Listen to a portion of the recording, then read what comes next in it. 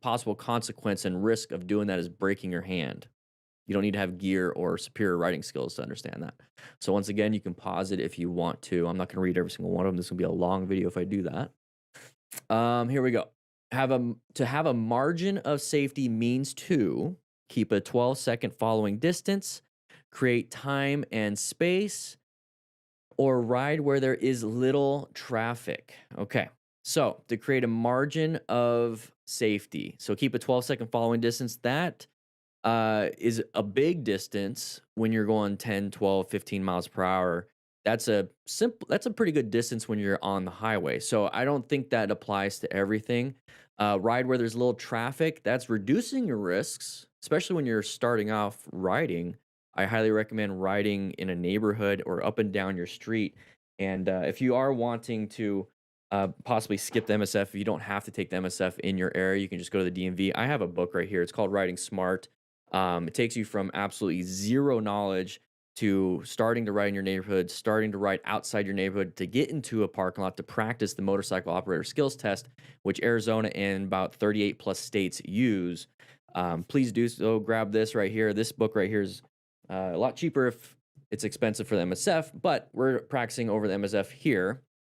And that's a great question here. So ride where there's little traffic, create time and space, keep a 12-second following distance. All right, so what I would be doing here to maintain a margin of safety in any situation I'm ever in, I'm going to want to create time and space away from the danger. So let's go ahead and click that and see what that says. That's a long thing right there. That's what she said. But go ahead and pause it and read it if you want. A simple and powerful strategy is to see, search, evaluate, execute. That's a great strategy. I have my own strategy called the plan method. So if you keep watching the YouTube channel, Dan the Fireman, we go over that with crashes and close calls. And I teach that in a chapter here, practicing in the neighborhood, so you understand and you can navigate any active threats. But let's go ahead and move on right here. Primary function of a helmet is to increase visibility, keep warm on cooler days, protect the head and brain. Pretty self-explanatory here. It can keep you warm on colder days, and it can increase visibility. Now, some people are like, whoa, how does it do that? Well, when you're riding without any glasses or a helmet, you're getting a bunch of wind in your eyes and you're having to squint really hard. That's going to reduce your visibility. And so it does actually increase your visibility. So it does all these things, right? But what's the primary function? It's to protect the head and brain. Okay. And I recommend a full face helmet. I don't recommend half helmets, three-quarter helmets at all. It's part of the book too. I don't recommend that because I want you to protect your chin. That's where you're going to hit most of the time. That's after watching thousands and thousands of crashes. That's where it happens. So a full face helmet or a modular helmet, but have that modular part that comes down, that chin bar come down. Always have that down when you're riding. Only flip it up when you're off the bike. Okay. All right, which of the following stickers indicates a helmet manufacturer to meet federal requirements? Now, we're talking specifically for the United States. In different countries, the ECE or Sharp or different stuff, but we're not talking about that. This is the MSF for the USA. The AMA is the American Motorcycle Association, USA is the United States of America, DOT is the Department of Transportation. On the back of motorcycle helmets for the United States, it is DOT, okay? There it is. Okay. And an interesting note about this, you don't need to know this for class or anything, is that it's a post secondary or post market inspection. So people can put these helmets onto the market and it's up to the government to now test them, which allows some people to put helmets on the market that aren't that great and just have a fake sticker basically. So I like having DOT and ECE helmets. So ECE is a pre-market inspection. So the government inspects the helmet before it goes on the market. So I prefer DOT and ECE in the United States. I'm just giving you some gee whiz information, but this test is really good. Okay. So good advice for cold weather riding is to dress in layers, wear bulky gloves, wear clothing with lots of zippers. For any thing, even for riding or hiking or whatever, dress in layers. Absolutely dress in layers. I already know that one. Wearing bulky gloves will reduce your mobility in reaching for the front brake and the clutch, and then it's going to mess you up when it comes to throttle. Wear clothing, lots of zippers. It's up to you. That doesn't. I don't think that really has has anything to do with anything, but there it is. You can read that if you want to pause that. All right. A good way to remember the pre-ride inspection checklist is two: tires, wheels, engine, T-clocks, parts, and controls. Now, this is the MSF's version of a pre-ride inspection. It's mainly for motorcycles. I know what it is. It's T-clocks, and that's the list of stuff right there. So that's going to be in the test. That is something you're going to want to understand. Or yeah, it's in the test. I know that it's something you're going to want to understand while you're studying for the book. Okay. I have my own version. It's called the safety checklist. I have a video on that. It's basically a motorcycle rider checklist, and this is the motorcycle itself checklist. So you might want to check that out. It's on my channel. All right, let's go ahead and move on. The throttle is, so now it's showing, or it's asking where are things on the motorcycle. Okay, so the throttle is the right hand grip operated by the right foot, used in a wrist up position. So wrist up. Okay, I already know that's not it, not wrist up. The right hand grip. So when we're sitting on the motorcycle, where is it? And then there's usually a really good diagram in the book, and it's going to help you out with this. Are operated by the right foot. So I know it's already the right hand grip. Because what is operated by the right foot? That's going to be the rear brake. Okay, so I know it's not the throttle, and then wrist up is not the way you want to do it. It's flat wrist. You don't want to do this. You don't want to do this. You want to operate it at a flat wrist. All right. The clutch lever is used to connect power from the engine to the rear wheel, increase brake pressure to the rear tire, initiate a slow speed turn. Okay, clutch lever. Okay, that's going to be on the left hand. It's a lever for the left hand. So connect power from the engine to the rear wheel. I know that's the answer. I'm going to click that. But increase brake pressure to the rear tire. No, that's the rear brake pedal or rear brake lever. And to initiate a slow speed turn, you do use that for friction zone, the clutch lever for friction zone to get yourself going slowly. And that's going to be something you're going to be needing to use when you're doing any of the slow speed maneuvers in the MSF or when you're learning with my book, The Riding Smart, and I teach you that. You're going to be using that for tight turn from stop, U-turn, figure eights, all that fun stuff. But it's not the thing that does that. So initiating a slow speed turn is using the handlebars. So you're gonna be using the handlebars for that, but you do use the clutch lever for friction zone. So what it does do is connect power from the engine to the rear wheel. So if it's fully out, it is connected. When you pull it in, it is disconnected. So that's why when you pull it in and you slowly release it, you're slowly connecting it, so you're slowly going. So I was kind of talking a little bit so you guys can read that if you really want to. All right. A shift pattern on a motorcycle is different for each motorcycle, indicated in the instrument cluster, set up to shift to higher gears by lifting the gear shift lever. Okay. So, different for each motorcycle. If you really want to think big, broad terms, for the most part, no, it's not. There might be some crazy looking motorcycles out there that has it. It's not like it's a Volkswagen Bug and a regular vehicle. They have some weird shift things. If you're old enough to remember that, it's indicated on the instrument cluster. Some motorcycles don't have a gear indicator on the dash, let alone actually have it shows the pattern. They don't really show the pattern at all. You should know that when you're riding. But they won't. Sometimes they don't even have a gear indicator. So if you're in second gear, it won't say 2. If you're in fourth gear, it won't say 4. Okay, so be careful of that. Set up to shift to higher gears by lifting the gear shift lever. So the gear shift lever is on your left foot, and you pull it up for one. I'm sorry. You pull it up for second gear, third gear, fourth gear, fifth gear, maybe a sixth gear if you have it. And then you press down from 6 to 5, 5 to 4, 4 to 3, 3 to 2, 2 to half click to neutral, or a full click to first. First gear is all the way down. And I show you that in my book, but they'll definitely show you that in the MSF. And so it'll make more sense. It'll make more sense when you're doing that. So we're just going over the quiz here.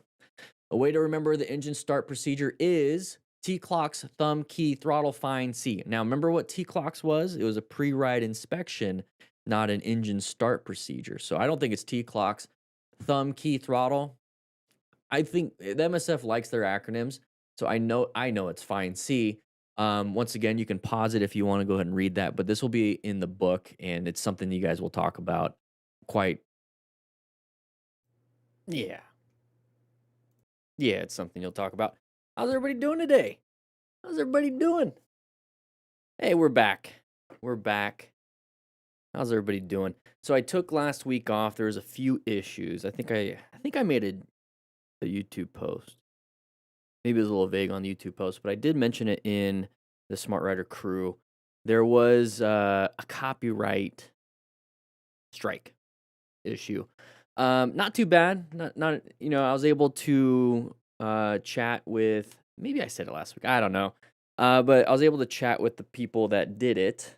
They're not. It was an agency. It was a company. It took a little bit. That happened on May 1st, and there was some other stuff, but got it handled. Got it handled. Fair use. I had a good argument for it. Because everything I do is based on motorcycle safety. I don't want to talk too much about it. But anyways, I did enjoy the break. Let's go through a rock form recap, I guess. Rock form recap. So what do we have here? So we had Mother's Day. Hopefully everyone had a good Mother's Day. What else? Just some therapy, safety team. I did safety team twice this month. All that stuff at the church. Not too not too much. Personal note: my girlfriend's great aunt. She passed away, cancer.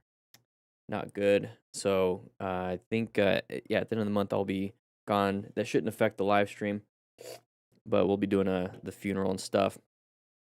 It happened quick. Thyroid spread everywhere before she had symptoms. And then once the symptoms happened, like 2 weeks, 3 weeks, maybe max. Didn't really have time to process. So she's doing good. But that was kind of a moment. I'm good here. I saw Colin. 3rd-degree burns. What the heck, dude? Yeah, I'll give her the condolences. Her grandma just had spinal surgery, so like that's her sister that just passed, and so mom's side, so her mom's not doing too well, and her mom's not doing too well, all that kind of stuff. There's more to that kind of stuff, in what position I should be in when it comes to that. We talk about it a little bit here and there. Like what is it that you can control? We do after action reviews. I always try to spin it back to the motorcycle stuff, but what you can control, what you can't control. There's nothing I could really do in these situations other than support. So, doing what I can, not much I can do. Your son is cancer free, Andy. I remember you mentioning that a while back. Give him a nice little shout out. I'm extremely happy for you and for him, obviously, but I understand the toll it does take on a father, parents and family. So I'm extremely happy for. I did say a prayer for him after that shout out. So I don't know if anybody else kind of goes through all that process with me, but I'm very happy for you. It wasn't because of music. So there was a clip. It's no longer on the channel. I part of the process of like, hey, just retract the strike. Let's not deal with this. It's not a big deal for me. It's like one clip out of like 50 of that one video. And I was like, I'll just clip it out. So they retracted it, I clipped it out on the YouTube editor, and it's over. That's kind of how it was. But somebody else, I did the insurance safety. I did the video for that, and the clip itself was copyright claimed, and I didn't want to deal with a copyright strike on top of the other strike and all this other stuff. So I had to like just kind of take the week off and figure it out. So that clip is on the crew for the insurance safety. That's still there. It's just not going to go on YouTube because I'm worried about it getting all that stuff, and I don't feel like dealing with all that. So I'm gonna, I might include it. I might fight this one now that the other strike went away. Who knows? But it is what it is. It's part of the deal. That's why I'm trying to get motorcycle training concepts up and going. I have a lot of video ideas for that channel. That is, it's not a crash and close call channel. It is a motorcycle training and safety channel. So it's gonna be full on just like pure Smart Rider motorcycle training system stuff, and some tips and a few other things like how-to stuff. So not gonna have to deal with that issue on that channel. That's why I'm trying to kind of push that one after I get some of this other stuff done. But yeah, it is what it is. It is what it is. It's part of the job. It's part of the job. And when can I start getting a motorcycle permit? I'm 15 and ride motocross, and I want to get into the streets. We'll take it nice and easy if you get to the streets. At least in Arizona. I don't know where you're at. Some states are different. Countries are definitely different. But in Arizona, you have to be 15 in 6 months to get a permit. And then you can start practicing. You have to get a motorcycle permit. I believe it's the same exact process as a car permit. So I just get both if I was that the case. And then you won't be able to get your actual endorsement until you're 16 at least. And then you have to do the driving portion of that test for either the driving or the motorcycle portion. The motorcycle portion is the motorcycle operator skills test. And I have in the book, and there's a video series on it on the Motorcycle Training Concepts channel, but in the book, chapter 9 is the motorcycle operator skills test. So you can actually practice it with your permit. Okay, so it's just a cone weave, normal stop, turn from stop, U-turn, quick stop, and obstacle swerve. It's pretty simple. Once you pass that and you're 16, you should be able to get your endorsement. So there's that when it comes to Arizona, at least. Open lane pattern. How you doing, Kamel? How you doing? How you doing? Is Uzbekistan? Yeah, everyone shout out where you're from. I know where some of you guys are from. I know where Elad's from. But we got Uzbekistan. Where's everybody from? Does everyone with ABS check the moisture content of your brake fluid? I mean, I have a little, I'm able to see it, but I haven't really, unless you bleed your brakes every now and then, I don't know how you're actually able to kind of check. In the old days, we didn't change it until it was black, and the lever pedal felt like, yeah, that's how I can tell. It's like, ooh, it's a little squishy. 3% I don't know how you would test 3% moisture or less. I have no idea how that would work. Australia, Victoria, Addison, New York, Chattanooga, what? Dallas. Here in Arizona. From the Netherlands, South Africa, South Carolina, Polish guy living in Ireland, currently in Malaysia for a year. What are you doing there? $10 pen. Oh, you can actually test it from that? Oh. I don't know. I'm not a big motorcycle. I just take my stuff in at this point. I used to do all my work on my Harley. It was much easier on the Harley. You guys see that they're coming back out with the newer Harleys are kind of like going back old school, I guess. You guys see that? That's pretty cool. Vancouver. We got some British Columbia peoples. Yeah, we got to make the bed. Let's go ahead and head into the classroom.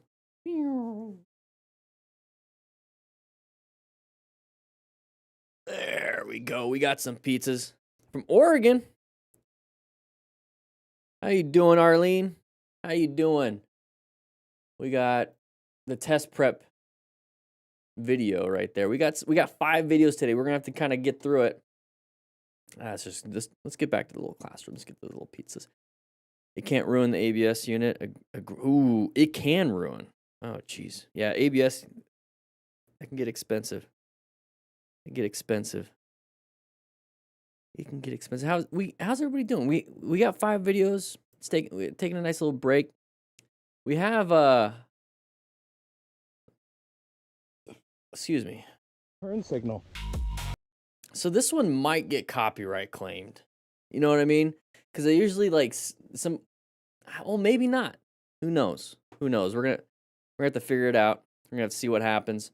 Mainly because like news agencies, like, oh, you took it from the news agency.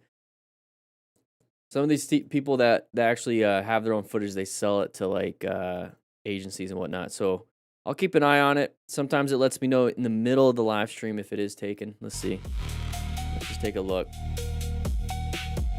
We'll do this just in case it takes it. Rider's alive. Let's get that text out of the way. Go back. Get that text out of the way.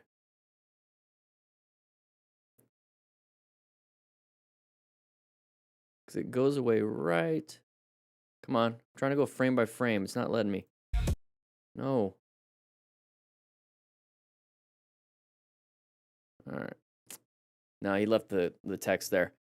So I'm assuming there was an impact to that vehicle and the bike went crazy. Oh, you probably have to mute. Yeah, probably have to mute the music too.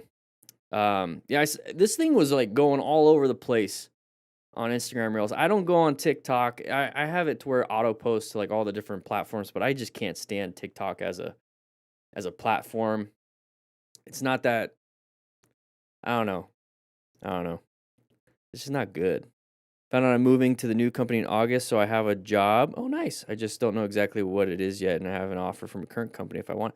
Very good, because I remember you mentioning that you didn't know like what was going to be happening last time we had the live stream. Like you were just about to walk in. It's like, I might, have when I got a meeting or something. That's not your average cat stuck in a tree. No, it's not. That's it? It's not even going to show. It's not even going to show the incident? I remember there was like footage. Motorcycle on top. Yeah, soon as I click it, on traffic light. At first glance, this seems impossible. At first glance. This must be a prank or AI, but it's real all right. And now one of the most analyzed and talked about motorcycle crashes. It's like, wow, that section. For the collision, watch the middle of the intersection. A sedan is making a left-hand turn. There it is. And a bike enters the frame. It's up on one wheel as the rider appears to hit the brakes before colliding with the car. Oftentimes when something like this does happen, might have to. I wonder if there's a better video. Let me see if there's a better video, like an actual, not a short, a YouTube short. See if I use a news organization, it could get. That might be kind of fun. If they copyright claim me, maybe go against CNN. Let's see, NBC. No, I don't want to use their website. Where is a YouTube video? No, that's short. Everyone's just doing shorts. Let's see. Let's go to videos. 1 second. Let me see. It's still a YouTube short. Let's see. There we go. Hey, it might be inappropriate. There we go. Whoa, he's still right there. Pretty interesting.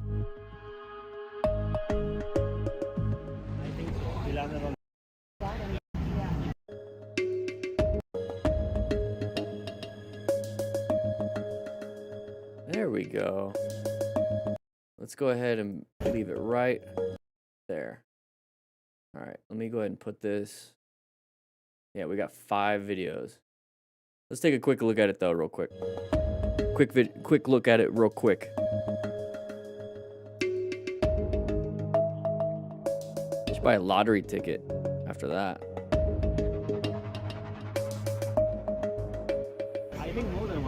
There we go.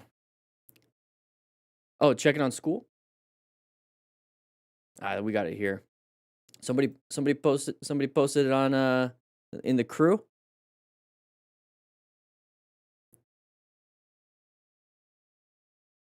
Oh, yeah.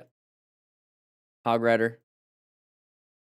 A bizarre and shocking motor. Yeah. You guys are posting a lot in there. Very nice. I like that. I've been kind of I've disappeared just a little bit.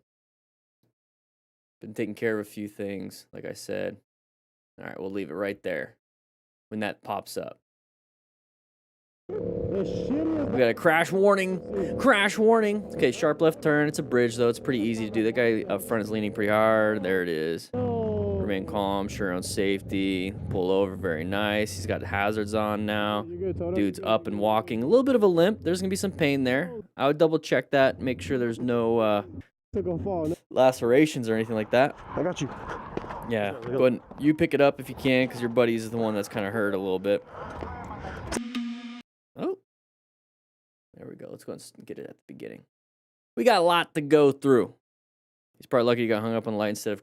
Yeah, imagine if it fell back down on him.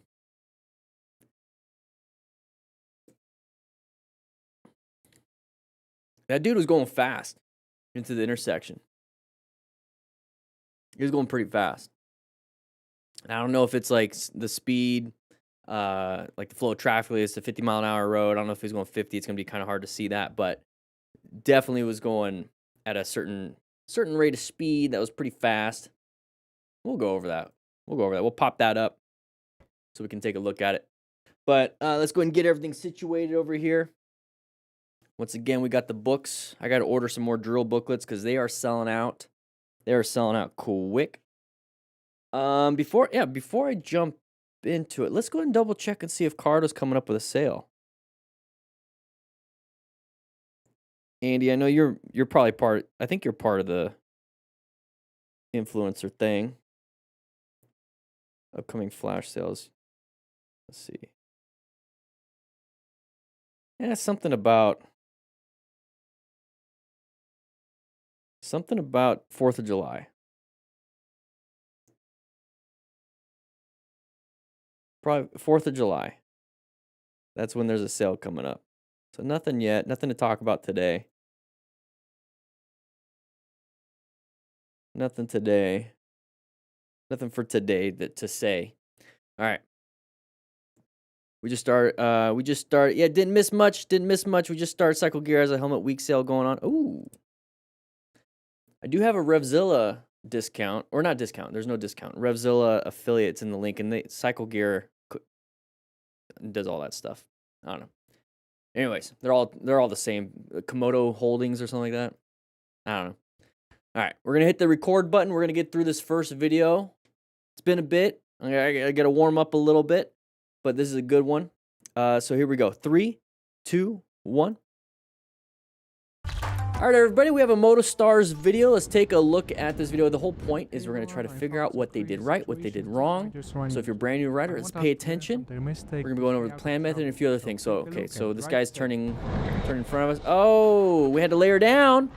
That's the whole I had to layer down thing. Could have seen that a little bit ahead of time. We're going to talk about it real quick because the whole point, like I said, is we're going over the plan method. Position for safety, locating hazardous situations is a relevant threat. We have to learn how to navigate. Navigating is 3 different things, so hopefully I don't have to say it again, but it's going to be an emergency swerve, emergency brake, or emergency acceleration out. You know, go, stop, turn. Pretty simple, right? The emergency versions of it, so you're going to have to do a lot of it and quicker, and that's part of the progressive braking part for the braking part. All right, here we go. So we see it kind of ahead of time. We're watching it with a Potato, I guess. It's the new action camera from GoPro. But we're coming up to here, and we see this ahead of time. We're not going super fast. They're going super wide. So whenever you see a truck or any vehicle with a trailer going kind of wide, slowing it down, and then making a nice gentle left or right turn, that's why. You know, you don't want to be passing that person on the inside. So this right here, passing on the inside, is on the left side. If they're turning right, it's on the right side. You don't want to be passing because they're having to go super wide. Okay, they're not going to make it, you know, super close. Okay, so when we see that, this is part of locating that hazard situation. It's going quickly in your head. First, we're in a position, not speeding, right? Position for safety, not speeding. Good lane position for line of sight, good escape, at least one escape route, and good space cushions. We had that back there. Let's bring that back up. Locating hazard situations, typically intersections or corners. This is considered an intersection because they're turning off the road. Nice little intersection. It's not really marked, I guess, but we need to assess any relevant threats.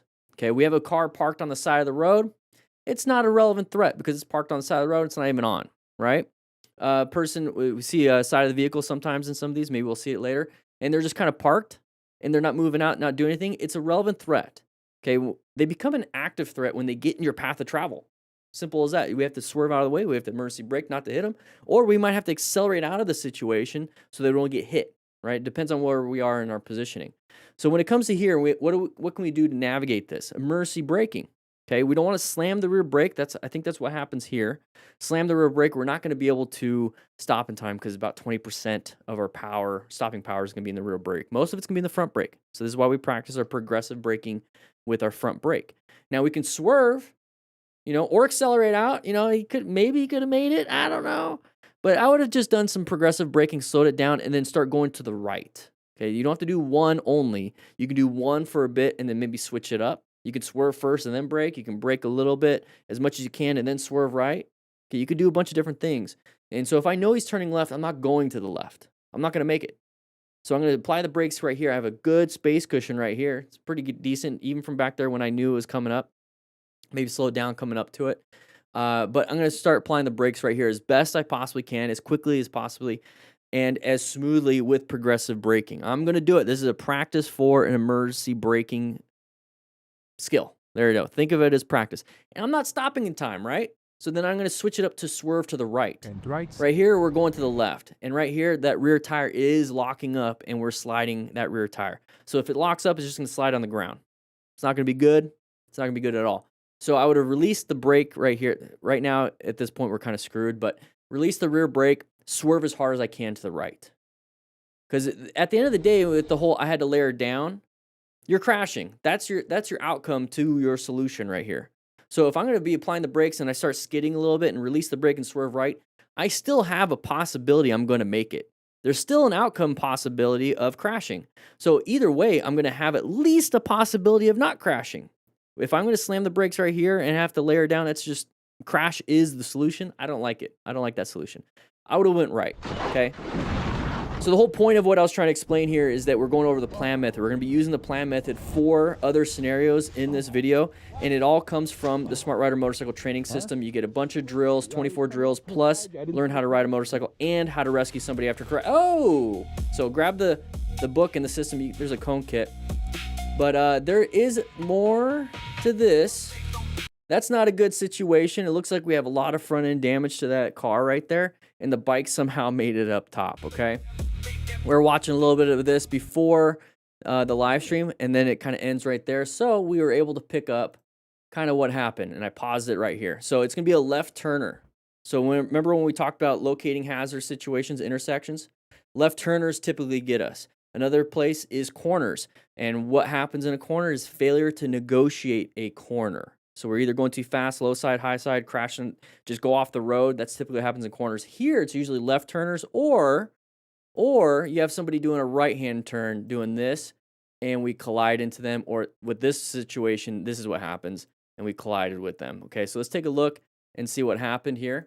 A little bit slow. So there's the impact. Okay, so he actually impacted the windshield. The vehicle, his motorcycle, impacted the front end of that car. And there it is.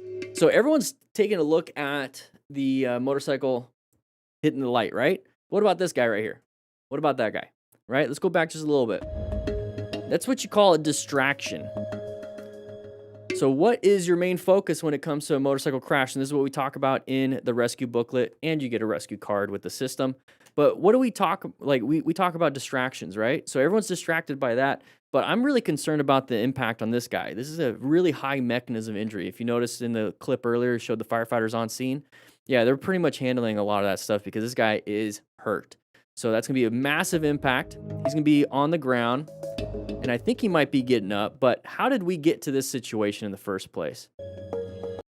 Okay, well, that's pretty nice right there. It says, sustained serious but non-life-threatening injuries. So very serious, so probably musculoskeletal injuries, a lot of broken bones, all that stuff, but the organs are actually doing okay. Okay, so that's pretty cool. Non-life-threatening, but might be life-altering. Broken back type stuff, okay? So if you notice, it kind of freeze frames a little bit because the the camera. He's endoing right here. So he's going up and over. So what happens when we apply a lot of front brake pressure? We're going to be putting a lot of weight to the front tire. You ever seen a car slam its brakes and all of a sudden it's like noses dives down and all that stuff? Yeah, that's exactly what's happening with us right here. Is our nose dives down. A lot of weight gets on that front tire and it grabs traction. That's the whole point of progressive braking, is that you give it a little bit of weight to the front tire by slowing it down, and a little bit more. And then when you have a lot of traction, you give it a lot more braking power. That's progressively. This right here with an endo type stuff, you have to remember sport bikes most of the time have really good brakes. They're kind of designed coming down from MotoGP, and they reduce the quality. Welcome, Jennifer. They reduce the quality of their materials and whatnot to make it more consumer friendly, right? It's not a race bike for the most part, but they're still really good brakes. And the way the rake and the angle of the tire and all that stuff. Anyways, it's going to make it to where there's a lot of weight on that front tire. And if it actually grabs too much too quickly, it's going to endo like this. This is why you want to do progressive braking. Now, how do we get to this situation when we're endoing, having to slam that brake really hard, really quickly, get a lot of weight on that front tire, starts flipping it up like that? Maybe because we're speeding through the intersection. I don't know. I can't really tell by this camera. But maybe we're speeding through the intersection.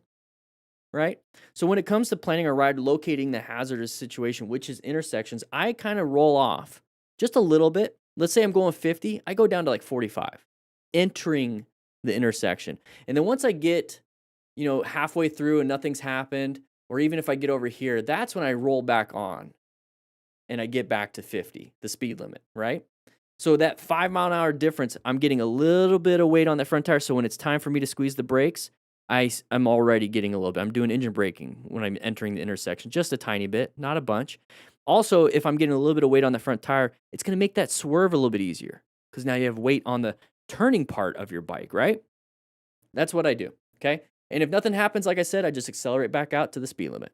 But I'm prepped and ready. Just even rolling up the throttle, covering the brakes gets me ready for somebody doing something stupid like this, like turning out in front of me. And like I said, possibly even turning out and doing this, okay? So maybe speeding a little bit, slam the brakes real quick. Now, what happens? I'm going over quite a bit. What happens when we slam what happens when we slam the brakes really quick? Why did we do that? Because we panicked. Because something came out at us. Quick little, like anybody's girlfriend just like messes with you a little bit. I don't know, mine does. But and sometimes you go like, whoa, like that. It's a little, nothing's going to happen, right? But you just do that, right? Or maybe your buddies try to smack you or do whatever. And you're just like doing a quick little jerk movement. That's a little bit of a panic movement. You think something bad's going to happen, so you instinctually do that. Same thing with your front hand. Yeah, 2 for flinching. Same thing with your front hand. You're riding. Oh, crap. Smack. You smack that front brake. You squeeze it fast. So it's a training thing. You're trained that way. I don't know. Maybe I was trained as a kid. I always got hit. It's a training thing. So what happened here, it was a trained situation where he was untrained. That doesn't make sense. Basically, you fall to the lowest level of your training. And if your lowest level is a panic, that's what happens. So this is why you practice your your braking skills, your practice skills. Chapter 9, we go over quick stops. It's part of your test anyways. And so we go over that. But yeah, this is what happens. So I'm also assuming quite a bit of stuff here, but human nature is human nature. And at this point, if you're in this car over here, this car, whatever, all these cars, and you have your trauma kit, you can help rescue somebody, okay? You can rescue him. Maybe there's some major bleeding that you can stop and maybe save his life. All right, let's go and move on to the next one. Let's get out of that. That was pretty interesting. We have 5 videos today on the live stream, by the way, so check it out. Hit the subscribe button. We have a crash warning. Let's take a look. So we're just chilling, night ride. Chevrons indicate sharp turn. He's leaning. The guy up front, leaning. There it is, some sparks. So once again, somebody crashes. We remain calm, so very good. Hazard lights, ensuring his own safety. Very nice. You're good. There's a little bit of a limp, so that indicates an injury. So I will check for any major bleeds on his body. Because who knows? There could have been a screw or a piece of metal kind of sticking up, sliding across, lacerate. So I'd double check him, make sure everything's fine. Whoa, how'd we get to that? Huh? How'd we get to that? Why do we? Oh, massive impact. Okay, so there's gonna be a massive impact on that one, especially on his genitalia area. And I say that because when you hit something forward on a motorcycle, you slide up on the gas tank. I wish I could show you. Yeah, you slide up right there. So you're sitting down, you slide forward because you have an immediate sudden deceleration. Dunk. That's what he did when he hit. See, imagine hitting that right there, right? You're sitting there, yoink. You don't want to be doing that. Okay, so we're going 70. Let's take a look. What's the license plate state? Write in the comments, what state is that? I don't know. Maybe California. I don't know. It's always the California stuff. All right, we're passing on the right. Maybe it was a turn. Maybe we're in the corner going pretty fast, going wide. Who knows? Maybe we felt like passing on the right for some reason. I don't know. But this is the first frame right here. So he does that. He actually accelerated to go to 80. Okay. Now we're down here. and we're losing all traction because it's gravel, it's not asphalt. The goal right now at this point would be to try to swerve back over onto the road. That's gonna be pretty difficult because right now we're just trying to control as best we can. We're not gonna be able to stop as much right here as this first impact. Yoink, gonna lose a lot of ability to move. And then right there, that's what I'm saying. So even chest trauma, hitting the triple tree with his chest and face. This is why you wear a full face helmet, just in case. There's not much you could do about your chest and your pelvis. Up and over. Hopefully somebody helped and rescued that person. Anyways, let's move on to this one. The rider actually admitted That's what I'm trying to say is here and now part of the that system we they were- teach here is full they were everything. fine and the bike didn't take any serious How to ride a motorcycle and what to do after a crash and how to practice your skills with the Smart Rider drills. So once again, same thing right here. He's going a little bit wide, going a little bit wide, going a little bit wide, and he crashes, impacts the ground. So you notice how a lot of these things can be solved by just not speeding, just kind of riding within your skill level. And a lot of people think, oh, I ride in my skill level and I can go 70 in a 45, and that's in my skill level. That's great. That's awesome that you can ride in that skill level. That's awesome. It's just that you're breaking the law. It's criminal speeding if you get in trouble, and there's consequences, natural outcomes and consequences for that. It is what it is. That's up to you. If you survive it and they just pull you over, you get a ticket. Okay, cool. But you don't know if there's gravel. So you could be doing 70. You're like, I could do this. And then there's gravel and external force causes you to crash. Maybe a car pulling out causes you to crash. Maybe you have diarrhea and that's all you're thinking about. And you're like, oh, crap, literally. And you are not paying attention to the turn. It's like, normally I could do the 70, but now you mess up. I prefer if you can do 70 in a 45 to still do 45, maybe 50. You know, not too bad. Maybe 50. Still do that. And so now you have a leftover skill in case some crap, literally, or gravel wants to come out at you. You know, then you can handle it because you have extra skill left over. It's like having leftovers for food. It's always nice. Just not the whatever's giving you diarrhea. But yeah, pretty bad. Thankfully, he didn't hit that guardrail. That would have been really bad. And it's a Ducati. That's an expensive mistake. Not something you want to do. Not something you want to do. Someone in the crew is recovering from an open book fracture. Oh, geez. If you guys don't know what the crew is, it's our little community that we have going on. The link's in the description for that. $5 a month, and we're all chatting there. Arlene's in there. Everyone's in there. All right, Mr. Patrick, here we go. Hey! Oh, a little too much. A little too much. A little too much. Thankfully, nobody runs him over. So that's not what I would be doing. But right here, 0 to the speed limit is fine as long as it's clear, everything's clear, nobody's running red lights, nobody's doing a late left-handed U-turn, that's perfect, or a left-handed turn. 0 to the speed limit across the intersection, perfectly fine. This is a good opportunity to practice your emergency acceleration. I like practicing my emergency acceleration on the on-ramp to the highway because you're turning onto the on-ramp, now you're kind of going like 15, 20, and go from 20 to highway speeds. That's a good test of your, like, what does it feel like? What can I do with my emergency acceleration? This is also another area where you can practice it as long as it's safe to do so. But once again, 0 to the speed limit. Okay. Now we just kind of gave it a little too much. Maybe dump the clutch on that one. Not a good idea. Not a good idea. All right. Oh, he has a passenger on the right side. All right, so we're going to loop it again right there. And not good. Just a note real quick. If you ever do have a passenger, this thing right here is really good. I don't even know what it's called. Write in the comments if you know what it's called. I don't have a sport bike, so I never have to use this. I actually just got a sissy bar from Viking bags. I'm going to put on the Honda Rebel. But that's really good so that they can hold on. It's really good. That way they're not messing with like your body and like pulling on you and all that stuff. I don't know what it's called. Somebody write in the comments if you can. All right, 100. Looks like kilometer. Whoa. I want to say kilometers because like we're going with the flow of traffic there. We're going with the flow of traffic. 100 kilometers an hour. That's about 62. We're doing highway speeds. What is it? I don't know what the signs where that might be. I don't know. Either way, we're hanging out here, and then something flips up, That's pretty scary. Not much you can do. So if you do hit it, do as best you can and just kind of relax. Okay? Try to avoid it, but that's pretty hard to avoid. It is what it is. Another thing, kind of just flipping out at you. Reminder of why you always need to secure cargo. Oh, is that glass? That the No. device only hit the bike Yep, and that's not glass. them. That's tempered glass or laminated glass. You see how like pieces of it kind of, it's probably tempered. It just shatters. It still can be sharp. I would be really pissed off, to be quite honest. Tank grabbers, tank handles. Yeah, it'll do that. Yeah, it's yeah.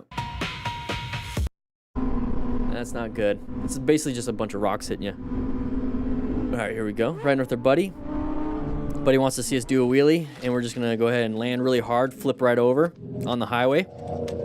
Hopefully we're wearing more gear than our buddy. Oh, we're all just gonna do wheelies today. It's a wheelie day. All right, so I have not seen somebody completely loop it that way. You notice how the bike literally just, yeah, look at that. You usually just see them just fall back, like with the bike. This thing just went. He actually was able to get his feet down. Well, he's not going to be able to walk it, but it's like looking back at you. Jeez. All right, yeah, it's a wheelie dumping day. Here we go. So he's going to dump the bike. There it is. Run him over. There it is. And we're going to fall down. They're talking on the Cardo Pack Talk edges. There's links in the description for that. Also, link in the description for everything. We got rock form mounts, a bunch of other stuff. We're speeding pretty fast. Remember we talked about corners or hazards? Oh, we kept it up. That's what she said. Very nice. We're speeding through here. So we went too fast for the corner with our skill level. It's a pretty simple corner. I definitely need more practice. People have this mentality of like, I need more practice to go at this speed. It really should be more practice as in I need to control my adrenaline and my emotions, because it's really, you get like this euphoria and it's like I need to control that, maybe roll up the throttle.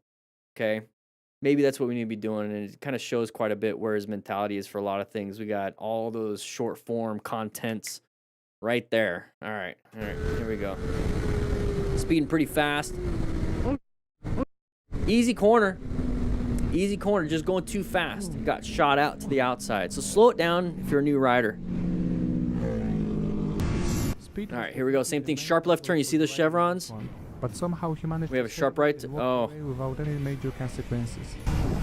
he got very lucky. He wall righted that one. He got very lucky on that. All right, just whoa. I was gonna say pretty chill. No. Why are you skipping that?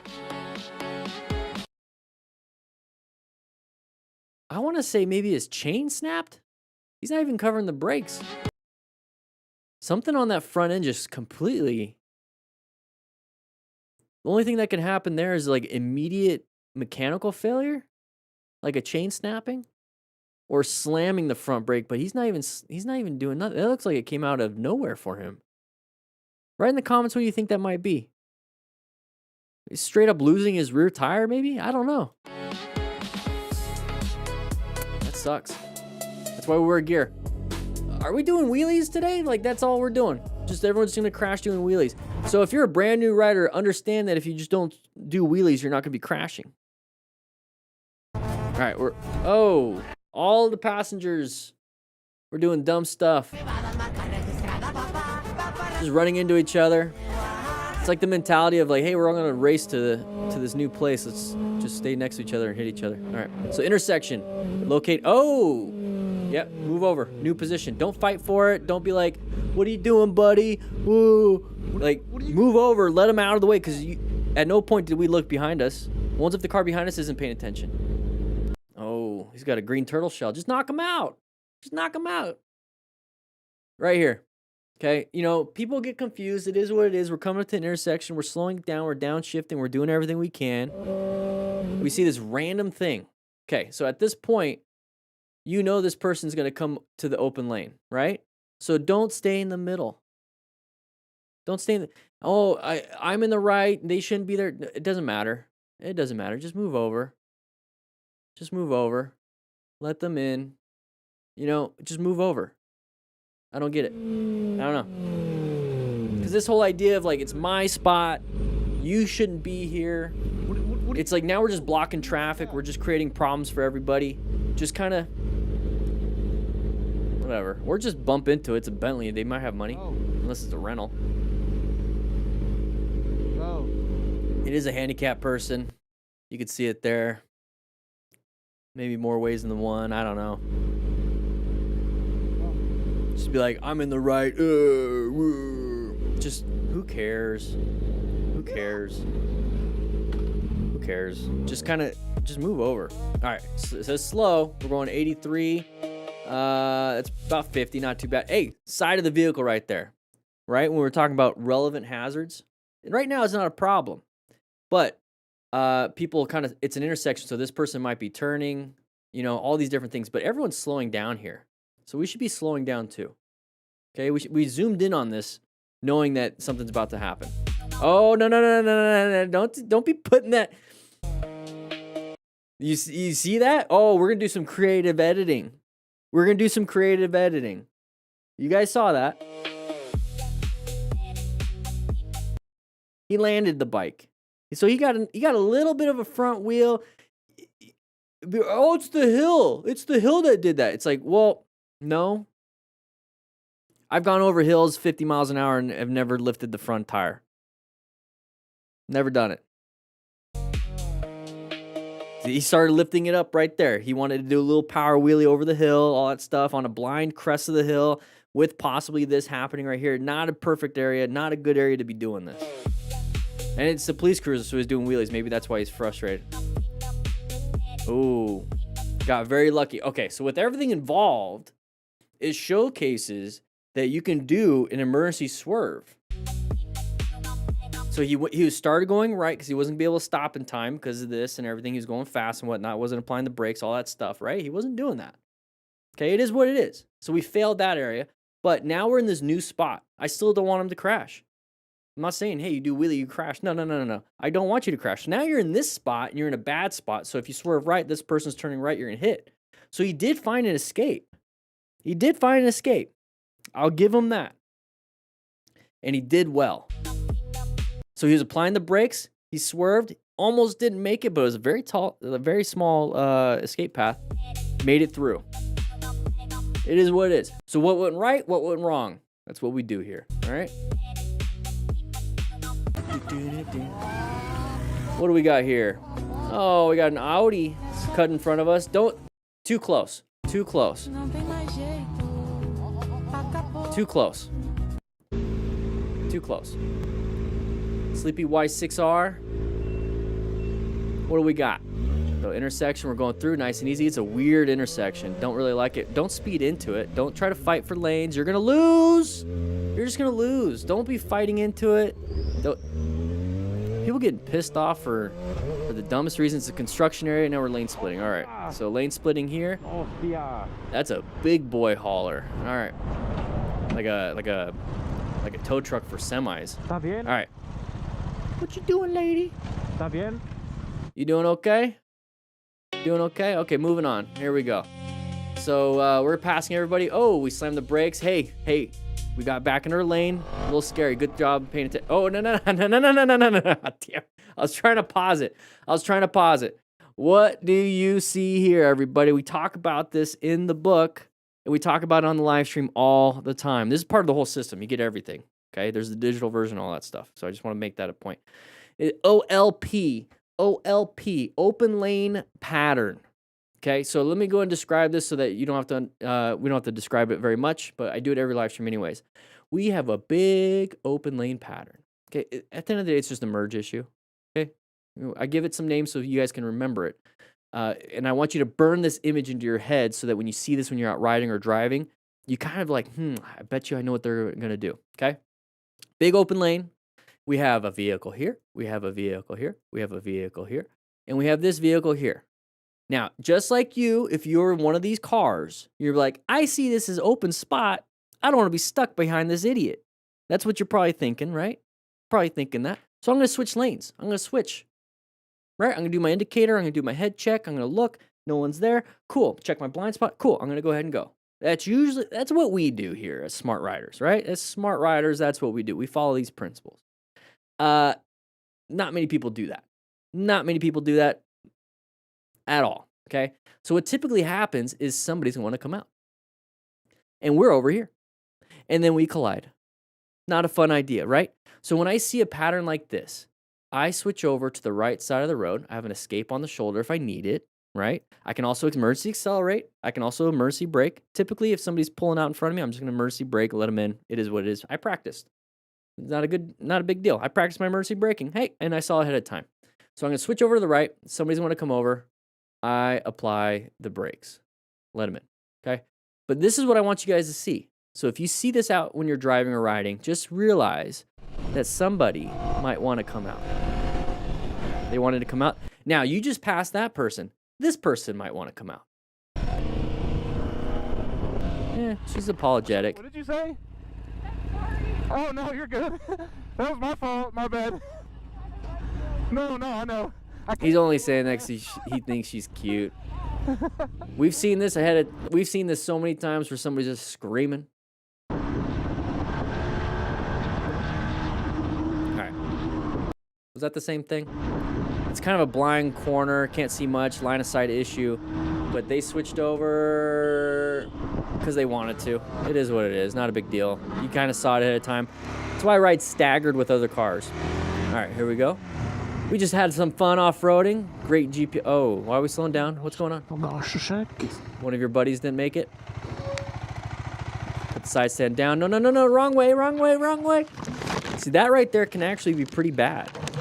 You hit your head hard enough, especially on a rock like that, you can get a concussion. So right there, we're coming up to a stop. Now, when you're coming up to a stop and you have like a big drop-off over there, right? Whatever side. When you're coming up to a stop, you want to purposely lean your body to the way that you don't want to go down. So I guess this way. I'm going to lean my body specifically when I'm coming to a stop so that when I do actually come to a stop, it starts to lean that way because of the balance. When you're moving, there's balance. The bike will keep balance. But once you come to a stop, you start falling down. Kind of like when you're doing a slow speed, U-turn. You're practicing smart rider drills, right? And you're leaning one way, you start falling that way. So if you understand that and you're coming up to a stop here and you don't want to lean that way, you want to lean this way. So start leaning this way when you're coming to a stop, and once you stop, you'll start leaning and falling that way. And then you just put your foot down. But we're coming up to here, we kind of kept it straight or leaned the other way. Maybe the road was leaned more that way. And this is what happened. We don't have any foot presence basically on the ground because it's down the hill. So even if we put our foot down hard, we're not touching anything. It's a short people problem. Right, Shmi? We all have short people problems. I'm short. And so I dealt with this when I was riding bigger bikes. And so this is something that I learned. I guess this is a tall people thing. They don't really have this issue, but on a big bike like this, yeah, and with the road kind of doing that, you're still going to have that even if you're tall.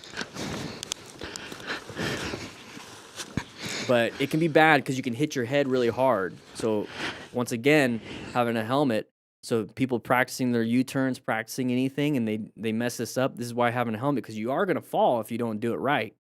You can hit your head even from standing still. I take my time on these live streams, but I did have a call towards the end of my career, and it was at a nursing home, and it was like a 26-year-old. A nursing home, like a home where they have constant care and everything. 26-year-old with a TBI that basically made him non-functional in society at that point. And what happened was that he's working in his garage on his vehicle, and he tripped over his toolbox. He was walking backwards, tripped over on his toolbox, bam, back of the head on the concrete in his garage, and that's what did him in. So just even a fall from standing, straight on the head, it could do it. So fall from standing right here, hit your head, it could do it from a simple mistake, life altering or ending. Life altering. This is why you wear a helmet no matter what. When you get on your bike, wear a helmet, even if you're doing U-turns. Hopefully he's doing fine. There you go. That's going to be pretty tough to lift because we're down the hill. You got it. Look at this dude. What a beast. That's a heavy bike. All right, here we go. Oh.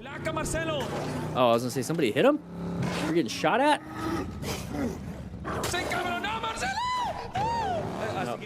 We got pushed out a little bit. Good job. So that's an emergency acceleration with a swerve issue. We could. What's going on? 1 star. Here we go. We got 1 star. All right. Let the idiot be in front. I would have turned right. I would have turned right there. I would have checked my mirrors real quick or slowed down enough and then turned right, just left. I wouldn't have hit his mirror in the first place, but if there's ever a road rage thing. So unfortunately, the altercation leading up to what you've seen in the video wasn't recorded. Of course. He just magically turned it on. Just magically turned it on. Right there. He didn't have it on this whole time. So he was, what happened? The motorcycle had decided to legally lane split at a red light. There's not very many states that you can do that. That's lane filtering if it's a red light. Getting in front of the Impala, that's when the road rage started. Lane splitting and lane filtering is a brand new law in the state of Minnesota. Okay, maybe it is. Minnesota, and saw a lot of people are still not understanding that it's legal. Okay, the older gentleman in the video got irritated by the motorcycles and decided to cut back in front of him after. Okay, then just let him. Just go. Move on. Not a big deal. Not a big deal. Not a big deal. I would have turned. I would have left.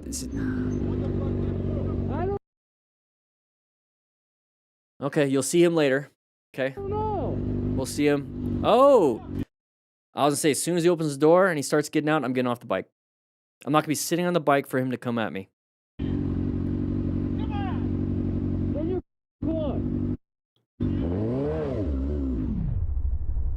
Go ahead, break your door. Go ahead and break your door. Dude, your blood pressure, man. If you're that cherry red, your blood pressure is spiking. We're thinking stroke symptoms possibly. You know, if you throw one, right? That's not good. What do we? Whoa! What are we doing there? What are we doing there? If it's legal, lane split in front of that car. You're now the aggressor that you got off the bike and you went towards him. You're now the aggressor. So you see how like you could switch from self-defense to not self-defense and back to self-defense?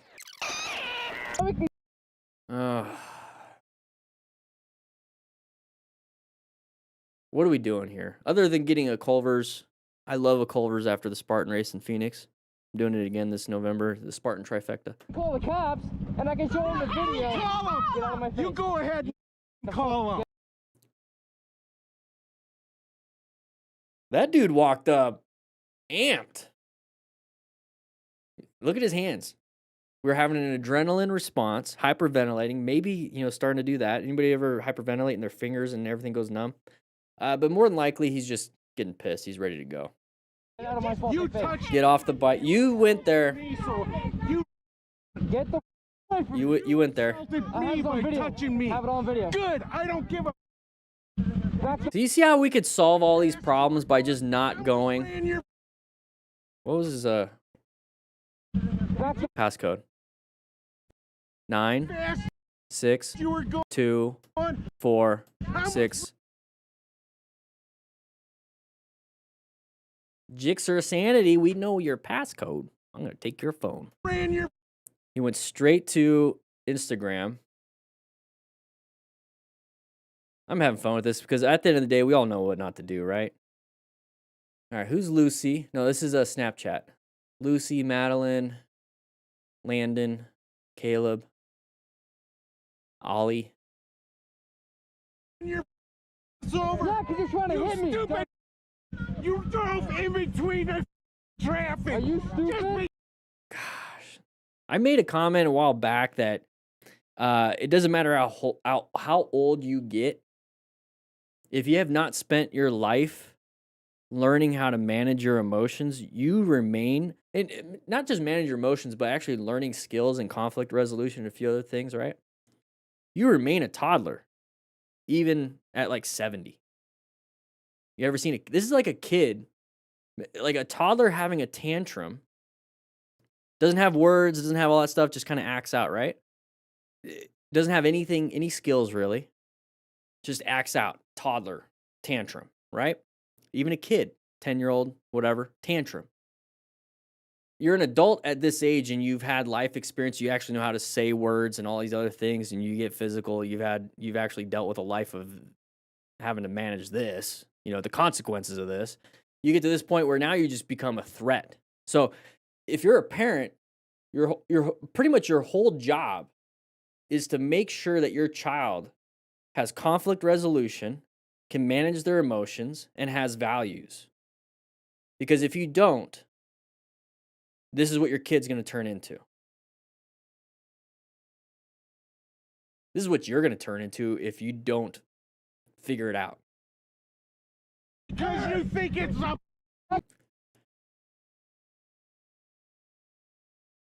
law. You can do whatever you want. You can't. Is that his dad? This isn't gonna solve anything, okay? Calm down. You cannot do whatever you want. So I wouldn't have been in this situation in the first place, but if for some reason I'm just oblivious to the problem, he's gonna have a stroke. His blood pressure is probably 210 over like 150. I wouldn't be in this problem or in this situation in the first place because there's no point. I would just let him go. It's like, whatever, you deal with your thing. You're having a bad day. It is what it is. You're having a bad decade, maybe. I don't know. But if I pulled up to Culver's because I want to have a nice hamburger, just something, right? For some reason, I decide Culver's. And I go up here and I park, and all of a sudden this dude comes out and he starts doing it. I'm like oblivious to the problem. I didn't know what I did. Like, what the heck's going on? We didn't have interaction on the street. And I pull up here and this dude comes up to me and he's doing this. I'm sorry, but you're going to get a fist. You're in my personal space. You came at me with aggression. I'm in fear for my life. I'm going to stop the threat. I'm sorry. It is what it is. Don't do this to me. I don't know you. Elbow is good. A nice elbow, you'd be surprised. Elbows are pretty hard. They lacerate, especially when you split, and there's going to be a lot of blood. It is, I don't know.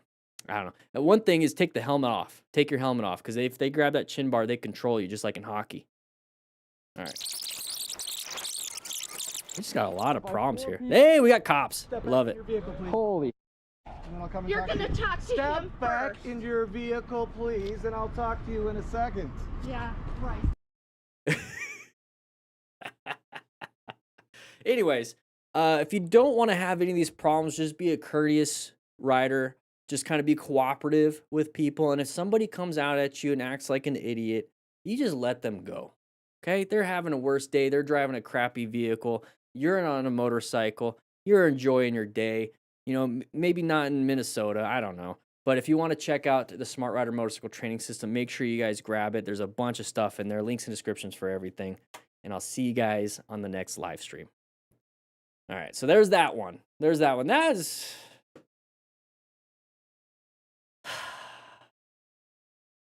I don't like violence. I do a lot with the verbal judo, which actually, it kind of gets me in trouble. Anybody, Horovac, I know you. If you're still on here, I bet you just you trying to like speak or like it's just I'll speak about me. But when I try to like, somebody comes at me with something like something mean or something, I tend to like. As soon as it comes at me, I do the judo, like seriously, like judo, I flip it over and it's like, now you're over there. But I do the verbal version of it. And so I'll flip it back at them. Not in a mean way, not like at the same tone or same anything. I'll just say something, thinking it's going to de-escalate it. And most of the time it does, but sometimes it just pisses them off. And I use logic a lot. See you later, Colin. I use logic a lot. Have a good night, man. We're talking about verbal judo. In these situations, Horovac. We're in between recordings here. So this is the live stream stuff. But like using verbal judo when somebody comes at you and it's kind of like a conflict. That's what I do. And sometimes it just pisses people off. And that kind of gets me in trouble. But in that situation, like if he was just like screaming at me because I lane split or lane filter and he's like had the door open so we're out on the street, and I'd be like, all right, buddy, you have a great day. You must be having I'll say stuff like that. You must be having a crappy day. I hope you have a blessed one. Enjoy your time with your wife. You know, I'll say something that they get pissed off. Like, what do you think? I don't enjoy my time with my wife. All right, Horvath. Judo. It's a different way to pronounce it or spell it. But I'll be doing that, and then they get pissed off even more. So that's at the end of the day, no matter what, if somebody's that pissed off, you're not gonna be able to calm them down. You have to calm yourself down. I usually say your mom. That's a good one. I like that one. I've been using your dad a lot lately. It's a little bit different, but it still gets people amped up for some reason. It's like, do you kiss your dad with that mouth? You know, just like stuff like that. And it doesn't. Like, if you just flip it, it gets a little more fun. One second, I got a text message from the girlfriend. Let's see. All right, let's see. She asked if I need any bubble wrap.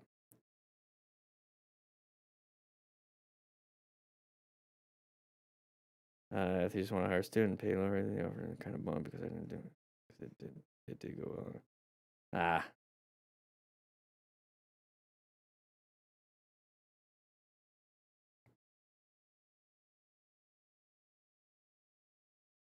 She did an interview for a different place, and she's a little bummed because she hasn't gotten a call back, and they called back somebody else that she knows.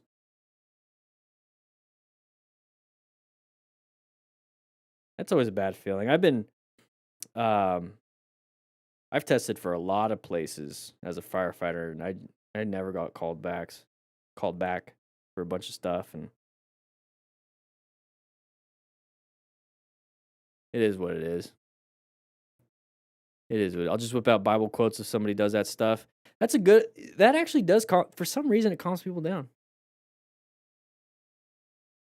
We are an hour in, Moto Gaga, and you're late. Did you sign in? Are you gonna get a slice of pizza? Did you sign in? And that's the thing is that, guys, if you haven't clicked the like button and you're here watching and you're looking at this pizza and it smells good, you can't get a slice of pizza until you hit the like button. That's how you sign into class. Because I only buy so many pizzas based on the last class that signed in. Okay? So you got to get that like button going so I know how many pizzas to get because they go to the members first. They automatically get a pizza no matter what. I still would like you members to hit that like button though. Okay? I swam yesterday 500 yards and working out. I don't know why I'm talking about this, but felt good. Been working out and being a little more consistent. My arms have gotten smaller since the beginning of last year, and man, it's taking a toll on my ego. I got to get ready to. It's all in the hips too. Hey Dan, what first aid kit do you recommend? The My Medic kits are a bit expensive. My Medic are expensive, and they're actually not that great. Tremoto. They're expensive, but you get a lot, and it's designed for motorcycle riding. My Moto. I don't have an affiliate or anything like that. We used to do like a shop share thing on Shopify where I had them in my store, and I got like a percentage, but it messed up a lot of shipping and stuff, so I just kind of took it out. So just go to tremoto.com for that kind of stuff. Trade name, trademark, and partnership payment request. Okay. Arizona Commission. All right. I'll pay that later. $10 so I can keep my name. It is what it is. It is what it is. All right, everything looking good. How many people hit that like button? 59. Hey, we got 11 more people eating slices of pizza, but we got to get going. We got to get going on this, so wait until you're my age, Dan, then talk. Yeah, they got smaller. I mean, it's still good. I'm going to work out after this. I'm working out every day, doing push-ups, pull-ups, some squats, and then swim and walk. So if you guys are on the store right now, make sure you guys get something because I'll walk to the post office and deliver that tomorrow. All right, here we go. We're going to go into here. Free shipping, by the way, in the United States for the system. Digital is instant. We need a no, we don't want to look at the core right now. I need to lose a little bit. I think I can lose about 5 to 10 pounds. I think it would be probably more than that, to be honest.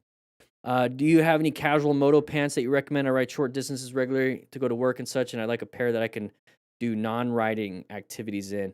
They're going to be not as fun to do non-riding activities in. There are some moto jeans out there, but all the motorcycle jeans are going to be stiffer.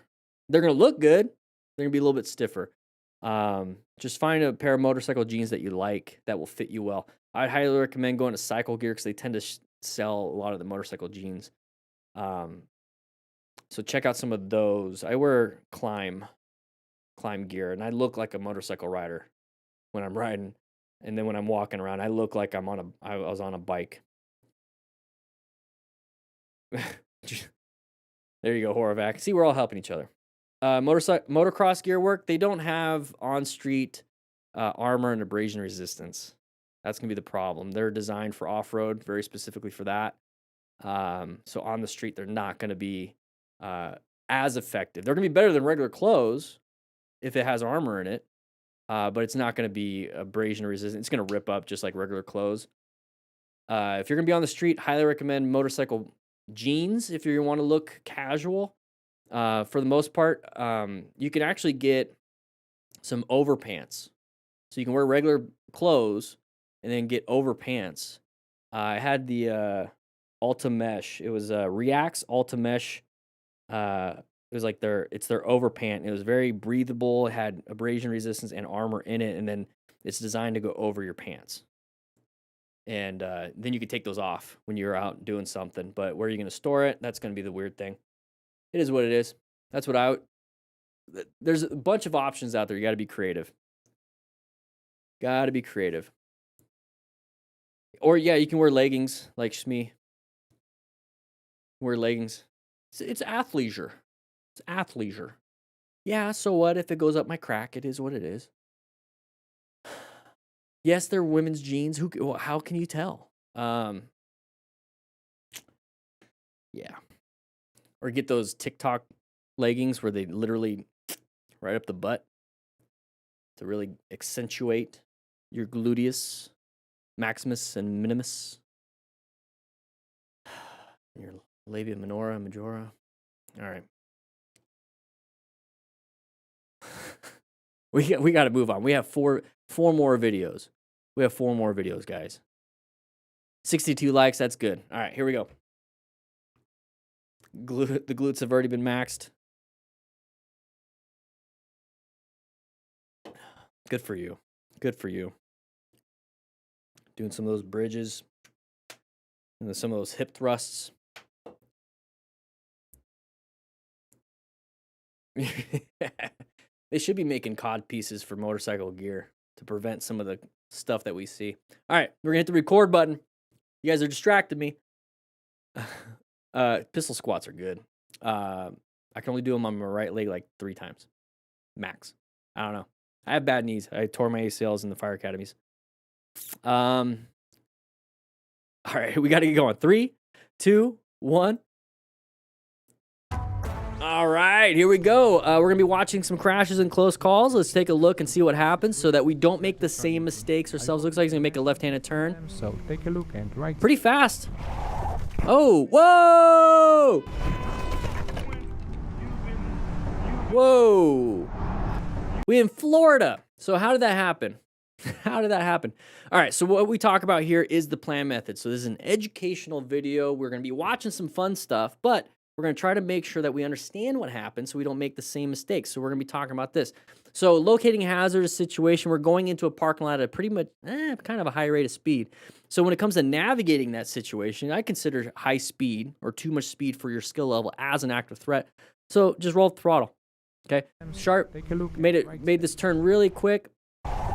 And we went over the bump, got a little freaked out, slammed that rear brake, started sliding from there, and then we hit the curb, and it levered us to where it turned into a high side. Whee! Not good. So what can we do as smart riders? First, we should understand this was a hazardous area. We didn't maintain our skills, but if you're a new rider, you're going to be making mistakes. It is what it is. And hopefully you're not making this kind of mistake or bigger mistakes or even smaller mistakes. So that's why we have the Smart Rider Motorcycle Training System, a bunch of different books here, learning how to ride. 24 motorcycle drills and rescue at the very tippity top is how to rescue yourself after a crash. Comes with a nice little card. But right here, wear gear. Get gear just in case you screw up. And as new people, new riders, people learning, you're going to screw up. Hopefully not this bad. But there's the nice little flippity floppy. He's got a full face helmet on at least. That's still going to be a high mechanism of injury. It's going to hopefully be fine. All right, we're moving on. All right, that wheelie guy, 23, not paying attention up ahead, and ran into our buddy, and he dumped the bike and crashed. So part of the system is we learn how to rescue somebody after a crash.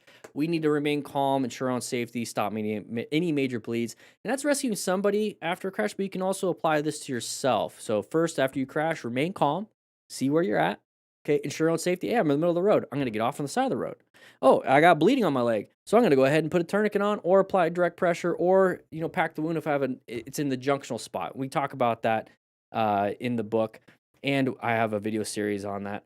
And take a stop to bleed class, okay? So he crashed. What happens here? 2 minutes after leaving my buddy's driveway on the way to a bike show, this happened and turned into a rough situation between close friends. I'd be pissed. I'd be, run. I'd be pissed, but I'd offer some forgiveness and grace. All right, moving on. Oh, speed wobbles. We're kind of a victim of physics at this point. The bike does want to stabilize. What you can do is roll off the throttle.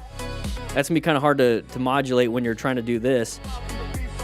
He's very lucky, and the music is pretty good. All right, unfortunately, the camera cut out mid-death wobble, not showing the full thing or the ooh, there was a crash. Probably going to crash right there. Nope.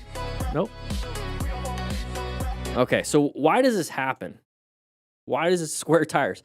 Why does this happen? Yeah, it could be square tires.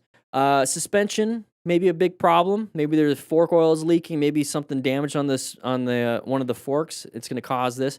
Landing it pretty wrong, hitting a bump at high speeds. That's why they call them speed wobbles. They call them death wobbles because you usually don't make it out of this.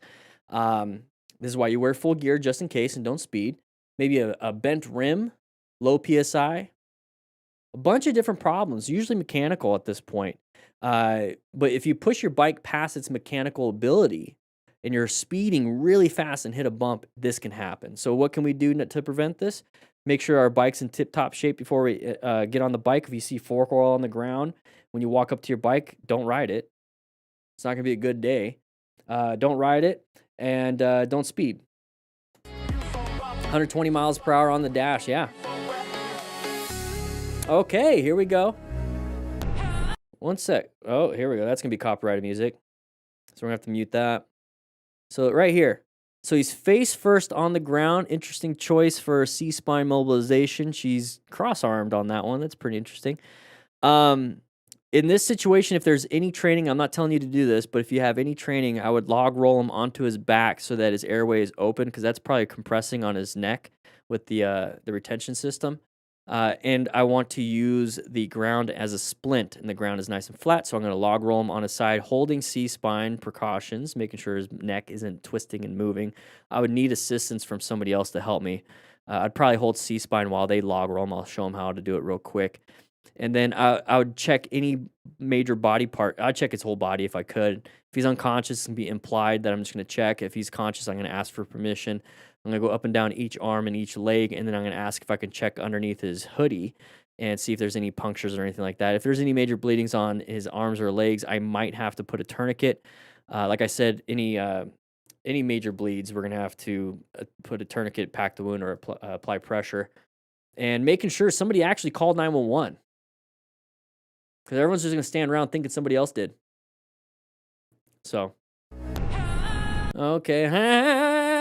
Dune. I love Dune. Oh! Came out of nowhere. So how can we prevent that situation? How can we prevent that? Okay, let's take a look. All right, we're riding next to the line. That's a good start, okay?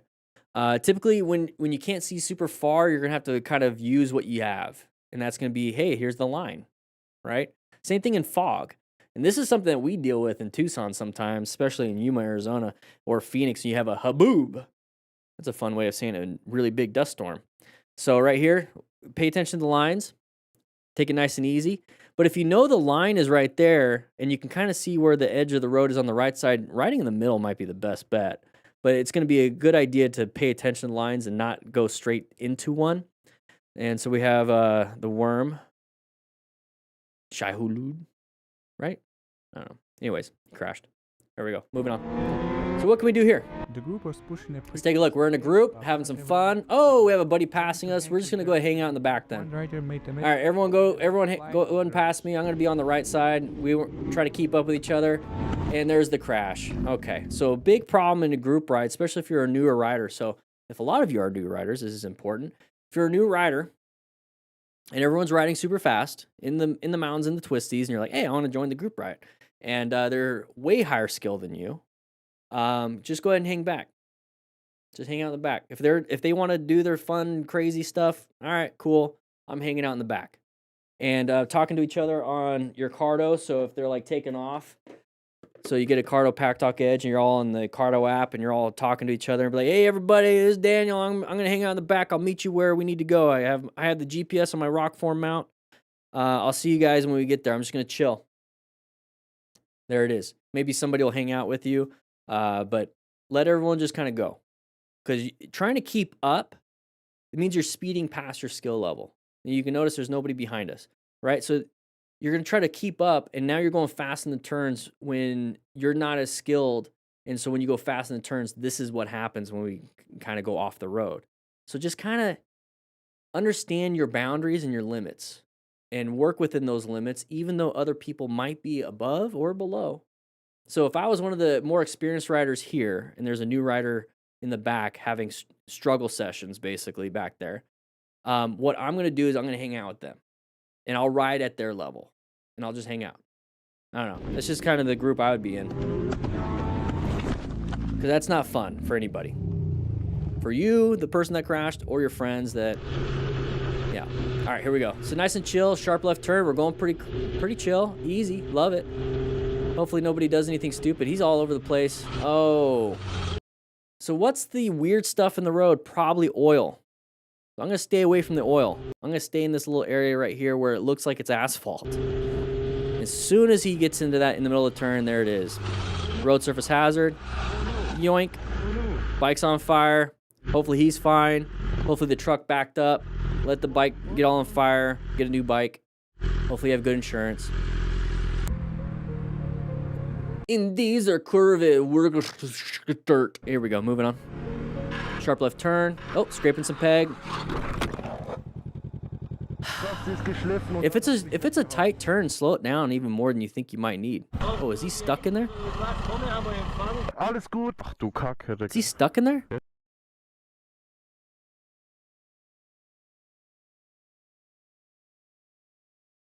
I'd be concerned about broken ribs or like a lacerated liver at that point. So first I'd talk to him, see, and ask for any pain. Like what's going on, everything good? And might have, if his arms are fine, drag him out from underneath there with his arms. Not his head. Ist bei dir alles okay? Bei mir ist alles okay, nur mein Herz tut weh. Ach, die Leitplanke. Oh, he is pinned.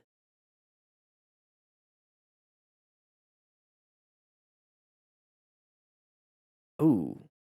That might actually be pretty bad. That's gonna be difficult. So at this point, you're kind of really thinking about extrication. If you could pull him out, that'd be great. But now you also have to worry about his spine and all that stuff. So if there's any cause for concern that there could be something like a spinal injury, it might be best to leave him there and get emergency services on scene. Because that might not be bendable. Oh, yeah. If he's coming out of his own accord, oh, geez. Kia Motors, what are you doing? If he's coming out of his own accord and he's doing it under his own power, it is what it is. That means he can actually function. All right, let's go take a look.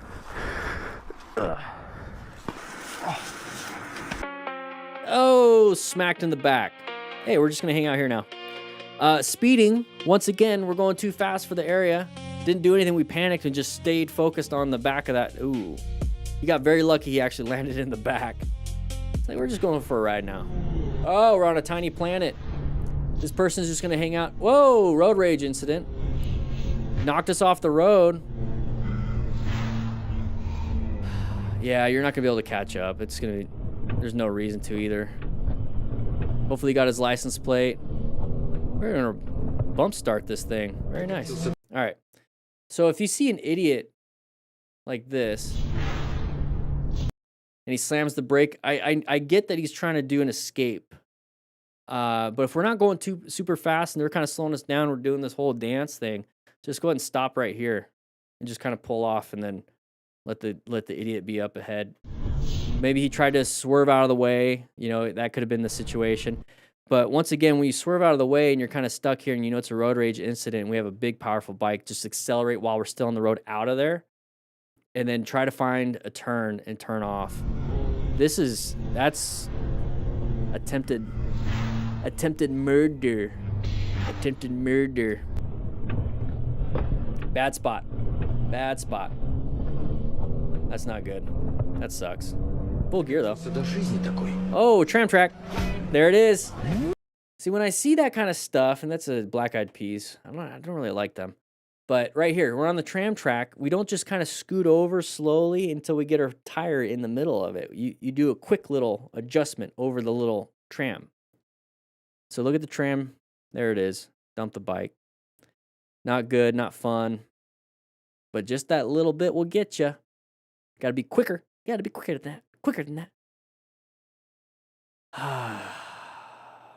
Not fun. So you're going to pick it up. There we go. We got music back. All right. What do we got here? All right. Sharp left turn. You don't need to use... If you have... That's a new rider. That's a new rider. All right. New rider. New rider. All right. So new rider decides, hey, I'm going to go ahead and cut across. Usually, like, you want to use all the room. And by using all the room, you're still in your lane in this left-handed turn. On a right-handed turn, you might be like, I'm going to use all of it, right? And then you're doing a right-handed turn. Cutting it short is just going to make you do that. So it's a new rider thinking he knows what's best. And that's why in the book, we practice in a neighborhood for most of it. And then we get out there and we start doing it on more risky areas with traffic and this kind of stuff. He's got to lean. He's not leaning. He's barely leaning, but he just cut it straight. Now he's going to go straight. That's an easy turn. You have to keep leaning. He stopped leaning. He panicked. That's the thing, is like you start panicking. So people talk about target fixation as a problem. Target fixation is a tool. It's what you naturally do no matter what. You target fixate on everything. You see like a hot girl walking by, you have to tell yourself not to. Especially if you have a girlfriend. But you might target fixate on her, and then you walk into a pole, right? So what you do is you're like, oh, I recognize that. Back to where I'm walking. Back to my girlfriend over here, right? You see it, move on. Don't target fixate on the problem. Target fixate on the solution, because that chick's a problem here. Same thing here. Hey, look, I'm target fixating over there. I'm going towards it. Target fixate on the solution. You see this chick, or you see the trees. No, I don't want to. Nope. Go back to the solution. That's it. It's just a natural thing. It's a natural thing. Just tell yourself, hey, I'm not going to do the natural thing of looking at the problem or the chick. I'm going to do the thing I'm supposed to be doing, and I'm going to bloop. And you get good to the point where when you're riding, you don't even target fixate on the problems anymore. If you practice looking at the solutions, you're riding, you're like, I know the problem's there in my peripheral. I'm going to keep looking this way. Same thing with women. You know, same thing with all that stuff. You're like, I know she's there. I can know she's there, but I'm looking over here. Right? It is what it is. Didn't panic though. You usually see people slam the brakes there and panic. You just wrote it out. Now what do we got? What's the problem? You're gonna need some help. Friction zone, please. Don't. Okay, there it is. Hey, Red Bull, please call me. All right. Oh, maybe a bad area to be practicing. Oh, geez. Not a lot of road to practice, especially with a turn coming up. All right, incidente in 4, 3, 2, 1. Oh! I think we had the incident at 2 and the second one at 1. Yeah, not good. All right. Jessica Ryder. Whoa. Whoa, you were not paying attention, Jessica Ryder. Not paying attention. You kind of saw that ahead. Look how far ahead this is. Were we not paying attention? We're riding a little too fast for the area. And when I mean the area, I mean it's nighttime. We're going to have issues seeing a lot of stuff. Going way too fast. We went straight towards the problem. We could have swerved left or right of the motorcycle rider. We impacted 2 vehicles. 3, including our own. Because ours hit the ground. That's an impact, right? All right. Yeah, so at this point, Jessica Ryder, let's go ahead and make sure we can check on ourselves first. Check on ourselves, right? Remain calm. It's your own safety. Hey, we bleeding? No? Okay, let's check the other person. All right, here we go. Having some fun with some supermotos with our buddies out in the mountains in the beautiful area. In this case, the rider walked away without any serious injury. He wanted to pass the car. He went left. The car was coming around a blind corner. So this is the situation where people are like, I don't want to ever slow down. I'm just going to keep moving out of the way of things. I'm not going to slow down. I'm going to do this. Well, when we're coming around a blind corner, what else is coming at us? So this is where we have to start, like, just ride with traffic. And then when it's safe to do so, then pass. But when it's not safe, don't be like, I'm just never going to slow down and just do this. That's what get people in trouble when they're riding the traffic on streets. They're just constantly doing this. It's not going to be good. So he's doing fine. Okay, so he's standing very good. He's kind of conscious and aware. Bike is doing its thing. It's just on the ground. Same thing. We just saw this. We just saw this in a previous video. So MotoStars, thank you so much for putting the same video in a different video. Moving on. All right, lane splitting. Oh, open lane pattern. Open lane pattern. Remember what I just said? Like, people do this. Like, when we're riding, we're like, hey, I'm never going to slow down. I'm just going to keep doing this. Cars do it. Cars do it. And so when cars do it, they hit us. They hit other cars. And we're in the blind spot, exactly. And they're like, hey, I want to go in that open spot. I'm not going to slow down for this guy. I'm just going to go ahead and switch over. Not paying attention, don't really care, not checking my blind spot. I just recognize I passed this other car. They're not going to be there, so I'm just going to go. Oh, crap, there's a motorcyclist there. I didn't see the motorcyclist there because the motorcyclist was lane splitting. People don't think. They don't think. They don't look for motorcycle riders. Inattentional blindness. Do I have a button for that? Yes, I do. Inattentional blindness. It's not even registering in their head that there's a motorcyclist there. They only register other cars because 95% of roadway users are cars, vehicles, big vehicles, small vehicles. It is what it is. A very small amount is motorcycle riders. So their brain literally shuts it off. Doesn't even look for them. Doesn't even look for them. Doesn't even think that could be a thing.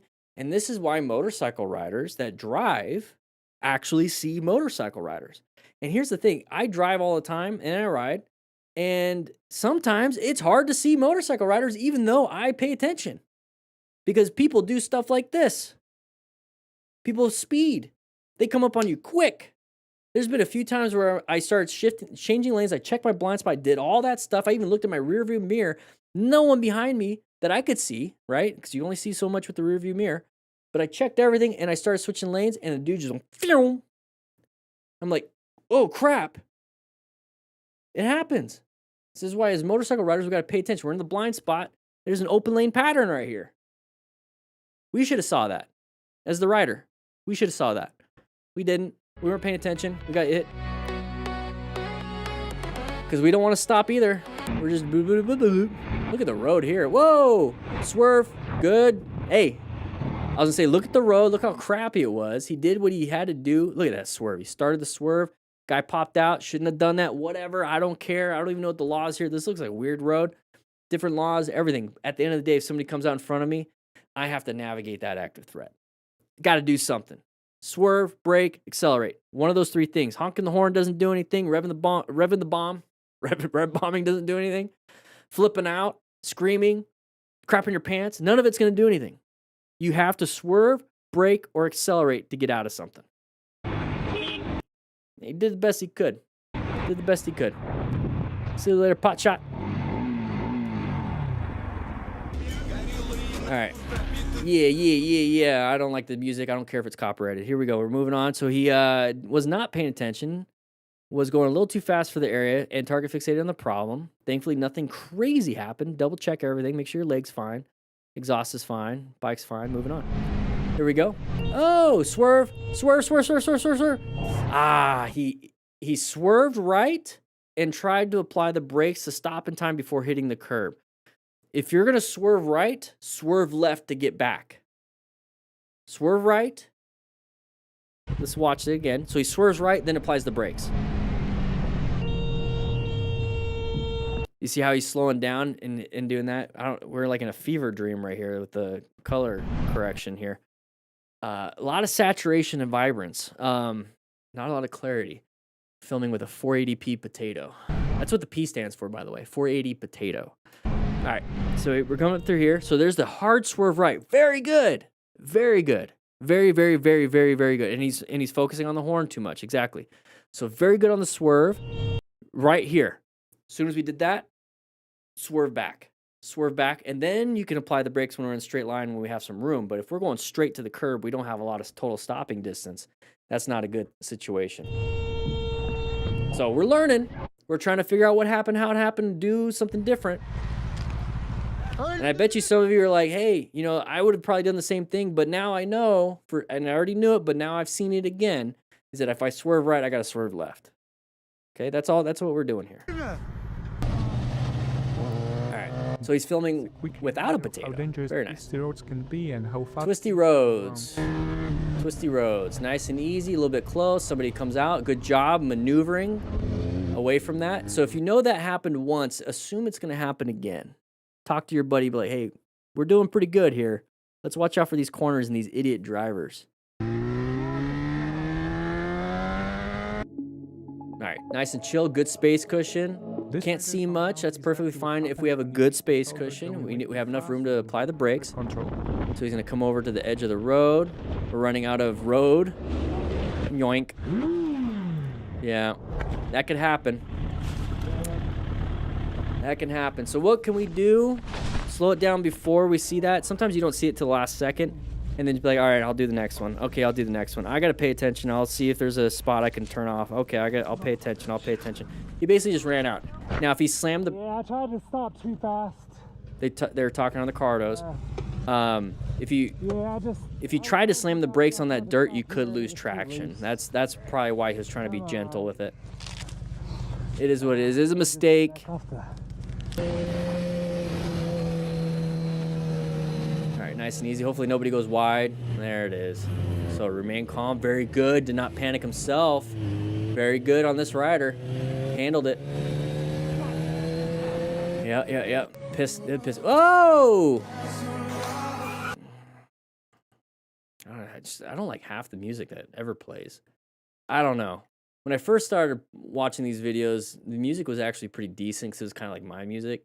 But I've been doing this for 8 years now at this point, and now it's all these new kids with their crappy rap music. I don't know. Anyways, so we're coming up to here, going a little too fast for the area. Chose wrong. Tried to swerve. Body stayed upright, turned the bike down. Go with the bike. Go with the bike, okay? And there's the impact. Pretty high mechanism. We have the iliac crest right here. Possible breakage. We're wearing flippity flops. Not very smart, not very good. All right. California, so we're going to do some lanes. What's the gap right there? It is. Good job cruising. That was close. Yeah, good job just cruising, not speeding through. Because if we were, we would have panicked a little bit. So good job on that. All right, so we're going to be all over the place. The road looked like crap. I saw some potholes. And we're going to low side. There it is. So we're racing with our buddies. We hit probably one of the potholes. Another insurance claim. Here we go. How many do you have? Dude, you switched.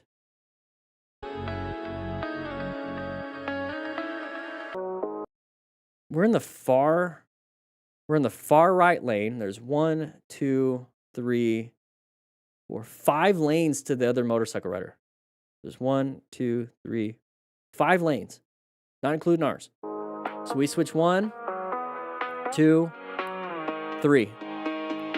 Almost ran into that driver. Let's see where the driver ends up. One sec. So the driver is switching from the left lane to the right lane. They switched 1, you switched 3. from behind. You should have seen that ahead of time. He did that on purpose, dude. Come on, man. What's with the red lights? Somebody's brake lights? Yeah. We're going really... yeah. Let's not speed and lane split that quickly. Whoa! Insta360 X5 adaptive tone. Hey! Carlos, you're not doing too good. That's not going to be a fun thing. If you notice how we're going face first, and a lot of people like wearing half helmets and 3/4 helmets, what do you think is going to hit first? I mean, my beard is pretty strong. It can handle a lot. You'll break your hand if you try to hit me. But the road itself is going to, it might win. It might win. This is why I like having that full face. I'm still going to smash my teeth. I might break my teeth. It is what it is, but I'm not going to, well, I might actually snap a few things here if it's that bad, but I'm not going to remove my jaw in the ground. All right, here we go. Side of the vehicle right there. You see that?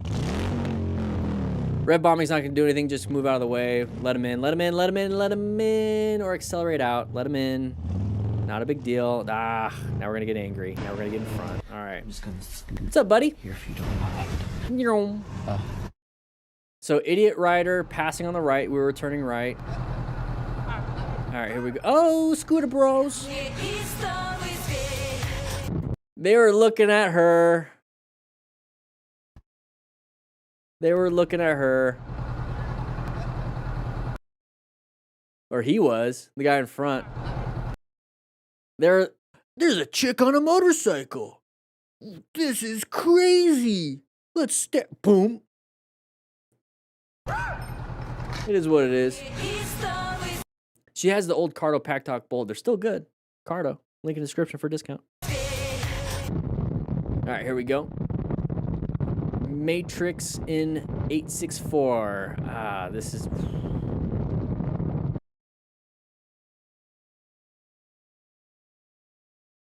riding with her buddies. Actually, not even our buddy. That's not our buddy. Because we just passed him up quick. We must be going at least 100. At least 100. This is...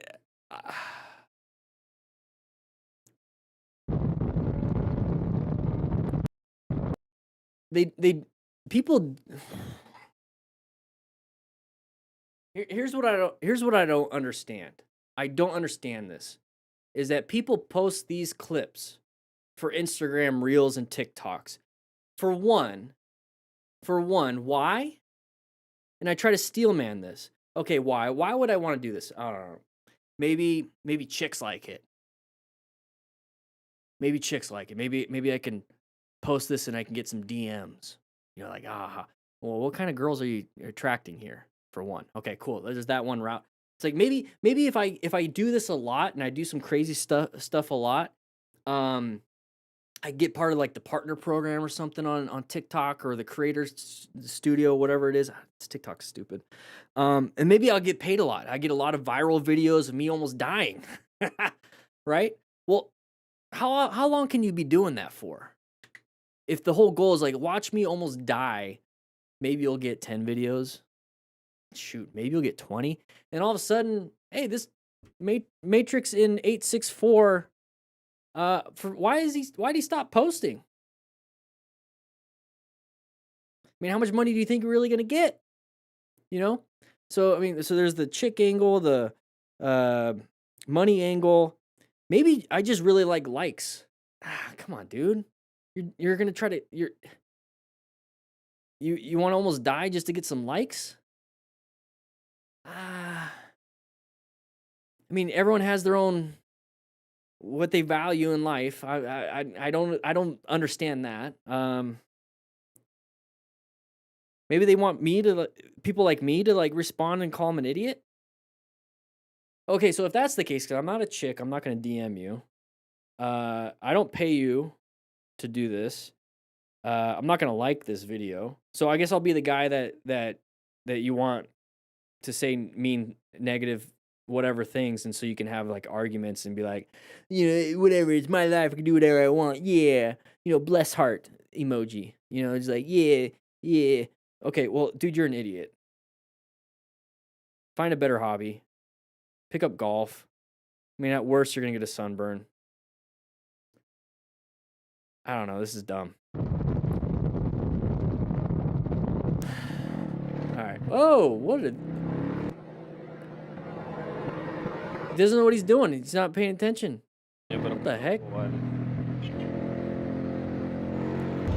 All right. Motorcyclists think they can do whatever they want. Okay, tires turning. Wasn't paying attention. What's up, bro? All right, just double check. Make sure there's no damage to your bike. Hey, at least he stopped. That's very nice. Okay, moving on. Good reminder. All right, all right. Switched over. We're in the blind spot. Good. That's exactly what I'm talking about. Okay, so it is what it is. This happens. This is fine. This happens. So we're space cushion's good. It is what it is. If you notice that we start getting towards the blind spot of the other vehicle. Remember what I said a little bit while ago? I say it on the live streams all the time. I don't like riding with groups because it's just chaos, right? Same thing with riding in traffic. It's just chaos. But I still take the group riding etiquette and I take it with me on solo rides. I ride staggered. If for some reason, if I'm in a group ride and I'm riding staggered and we start doing this, I'm going to adjust my speed until we get back to staggered. Same thing with when I'm riding in traffic. If I'm right here, like we were, and all of a sudden I'm getting like this, even if it's the other lane over, because people switch lanes, and I get to the blind spot, I'm going to rotate my speed or switch to the next lane. I'm going to stay in a staggered formation or maintain a good space cushion away from idiots. And I'm going to treat everybody on the road as an idiot. We all understand that. We can all think that. Even pretend you are one. It is what it is. At least people on MotoStars. So we get up to here. Person switches over into our lane. We look. You see how the tire went right over the line? As soon as I see the tires go over the lines like that, I'm like, they're switching lanes. That's the first indicator that you'll know, and you'll see it in your peripheral. And I always pay attention to these people. So they switched over. So here's what I'm talking about, is that you have 3 things to do. Mercy brake, mercy swerve, mercy accelerate. And what does he do? He tried to rev bomb a little, but he recognizes it's not going to work. But he at least mercy swerve to the next lane. That right there is navigating an active threat and putting yourself into a position for safety. And now we're kind of stuck side by side with the trailer over there, and I don't like the position I'm in. Maybe I'm a little pissed off. Now we're going to go ahead and mercy accelerate out. Now, the problem with this is that we're getting close to the car in front of us, so we're going to have to mercy swerve. Thank you. To this new lane. Very fine. But the thing is, now we're going at the higher flow of traffic. We are now the active threat. So comment, vote, how would you handle that? I'm telling you right now. So now we're the active threat because we're going at a high rate of speed. There's some trade-offs here. We're able to get out of the situation. Great. If there's a cop involved, hey, we got a ticket. There's a consequence. But as soon as we get past some of this danger, let's go ahead and roll off our throttle, maintain the speed and the flow of traffic. Yeah, too much violence, speed, and momentum. 2, 1, and scammer. Oh! That's what you get. You're not What? getting a- Look at these haircuts. Oh my gosh. What happened here? and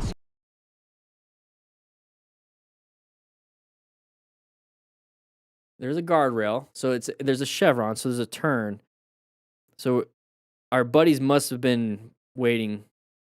So there's a chevron right there. So this is still, we have a couple, probably 100 meters, 100 yards, maybe half a mile until we get to that area. Not half a mile, but a couple 100 meters. I don't know why I'm saying meters. But it was going too fast and the road was turning. And we just decided to fall in front of our buddies. What are they doing in the road? Or like, what are they doing right there? you're not getting a- What are they doing right there? They're just hanging out next to the highway? That's weird. All right, so, that's a warning. He's giving you a warning. Let's go back right here. We're going to 84. Let's see what the flow of traffic looks like. Okay, we're passing the flow of traffic. We're next to Valley Boulevard, right in the comments where that's at. So we're catching up. And we're not going too fast. We're not going that much faster than the flow of traffic. I want to say that's a warning, but it seems like the cop just kind of did a dumb, unsafe maneuver. See, when cops do it, it's fine. But when I do it, I don't know. I think the cop. I don't think that was even a warning. I think the cops are just being a d-bag. Write in the comments if you think so. Write in the comments if you love the California Highway Patrol. I mean, we're allowed to be in the left lane. It's the HOV lane, right? This is the HOV lane, right? I gotta mute that. Yeah, it's the HOV lane. And we're not going. I mean, you notice how we're not passing vehicles fast. We're maybe going like 4 or 5 miles an hour over the speed limit or over the flow of traffic. So we're not zooming by traffic. This cop is. I don't know. Write in the comments. Yeah, you see. Yeah. All right. Oh, we've seen this one before. He gets a little clippity clop. Moving on. Okay, just let him in. Let him in. Let him in. Let him in. Tell your buddy, talk to him on the cardos. Feel like this guy's being an idiot. It is what it is. Just let him in. Get behind. Let the idiot be in front. There it is. Now we're mad.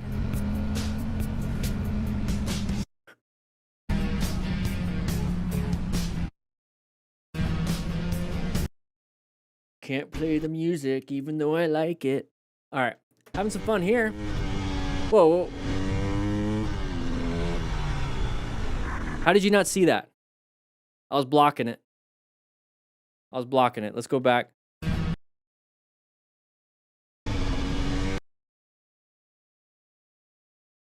How did you not see that coming up? We're gonna have to do a right turn, and then it's gonna be a sharp left, very sharp left. So there's the right turn coming up ahead. This is why I use my rock form. I have my phone mount right here. This is why. So it's like a mini map on it, like in a racing game. You know what's coming up. So you see that, and I don't like the little car icon. I just use the arrow. But how do you not know that it's coming up right here?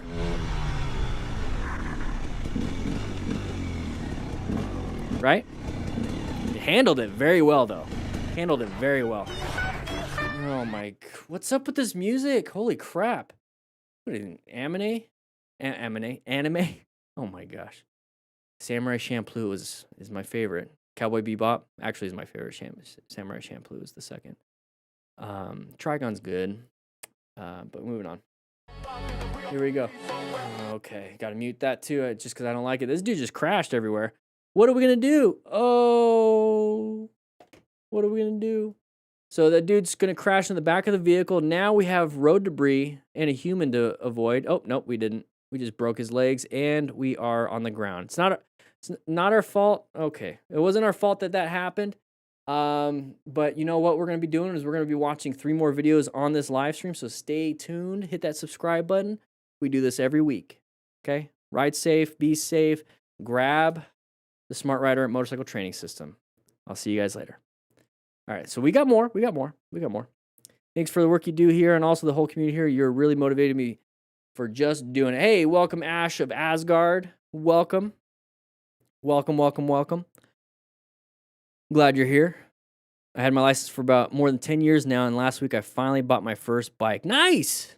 Kawasaki Vulcan 800. That's a good bike. Mostly because of the videos. Awesome. Yeah, quick bathroom break if you need a bathroom break. We're going to jump into this next one.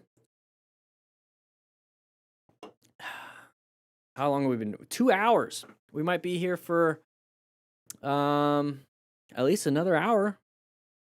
Might have to power through these.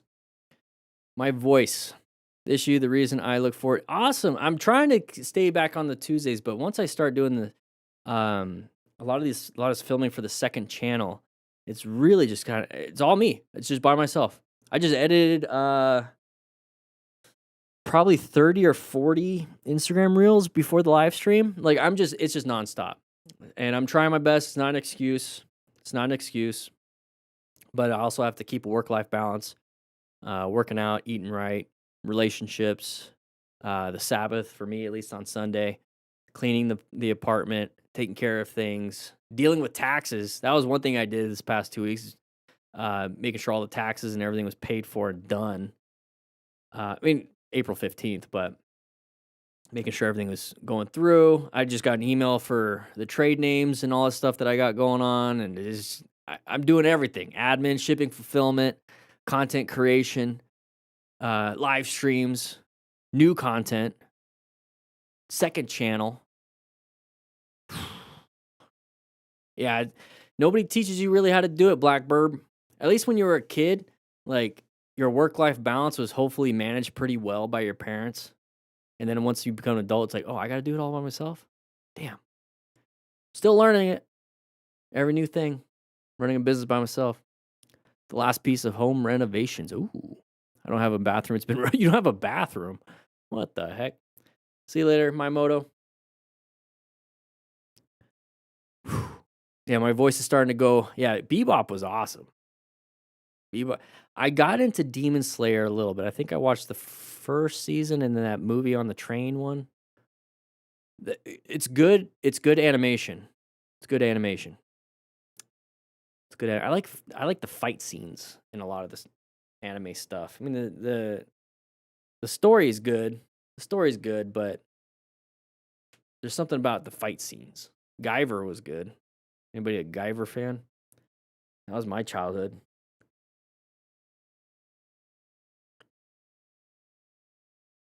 I agree with Durr. I would not recommend a British bike for beginners, especially if you're not a mechanic. Yeah, I've heard about that. I've heard about that. The new Harleys look pretty cool, though. I heard they're going smaller CC. We liked it enough. We worked it into a D. You did, Smee. I've always wanted to get into D&D, but I loved Guyver. Did you have it to where like somebody like mad like just after a roll they come across the Guyver unit and they had the choice to smash their head into it or not? Gosh, I used to fantasize and imagine like out walking, I'd see one in a bush or something. You know what I mean? I don't know. My wife and I are watching Hunter x Hunter. I heard that was good.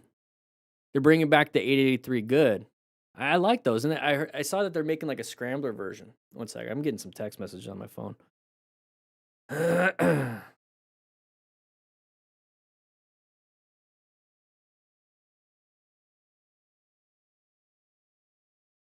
I like the new M8 engine. Yeah, those are pretty good. I like the old Evo stuff because it was so easy to work. I don't know why they went away with it. They had that. They had the engine, they had the platform. There's so many parts out there for it. It's like the good aftermarket. You can find replacements. You know, people knew how to work on them. They could do so much customization, and that's why I really liked my my Harley Nightster. It was I could do anything to it. I made it a cafe Sportster. First it was stock, then I made it a cafe Sportster, then I made it a Sportster Scrambler. Like you could do so much to it. We had a small playing group when we were enlisted. It was gifted to one of our members after his long ass campaign as a blind choice. I think the kid who won it didn't know Guyver, so no. I would have smashed my. I'd be like, "What's this thing?" Dunk. All right, it's gonna be painful for a bit, but then I can turn into the Guyver. I was always a fan of the Guyver 1 unit. I mean, Guyver 2 was the damaged one, and then Guyver 3 was obviously like the more powerful one, but I just always liked the sleek look of the green Guyver one. Dan, I take the MSF this Thursday. I feel sort of, hey, good luck. Good luck. You're going to do fine. You're going to do fine. You're going to have fun. Just be there to listen, to learn. Friction zone throttle control is going to be the biggest thing. Body, turning the handlebars. It's like riding a bike, literally. New CEO taking Harley back to the brick. Good. Good. We did tell him he had to yell Guyver whenever he used it. He was a real quiet guy and always blushed bad when he had. You have to. You have to scream. And you can't be near anybody because it's gonna disintegrate them.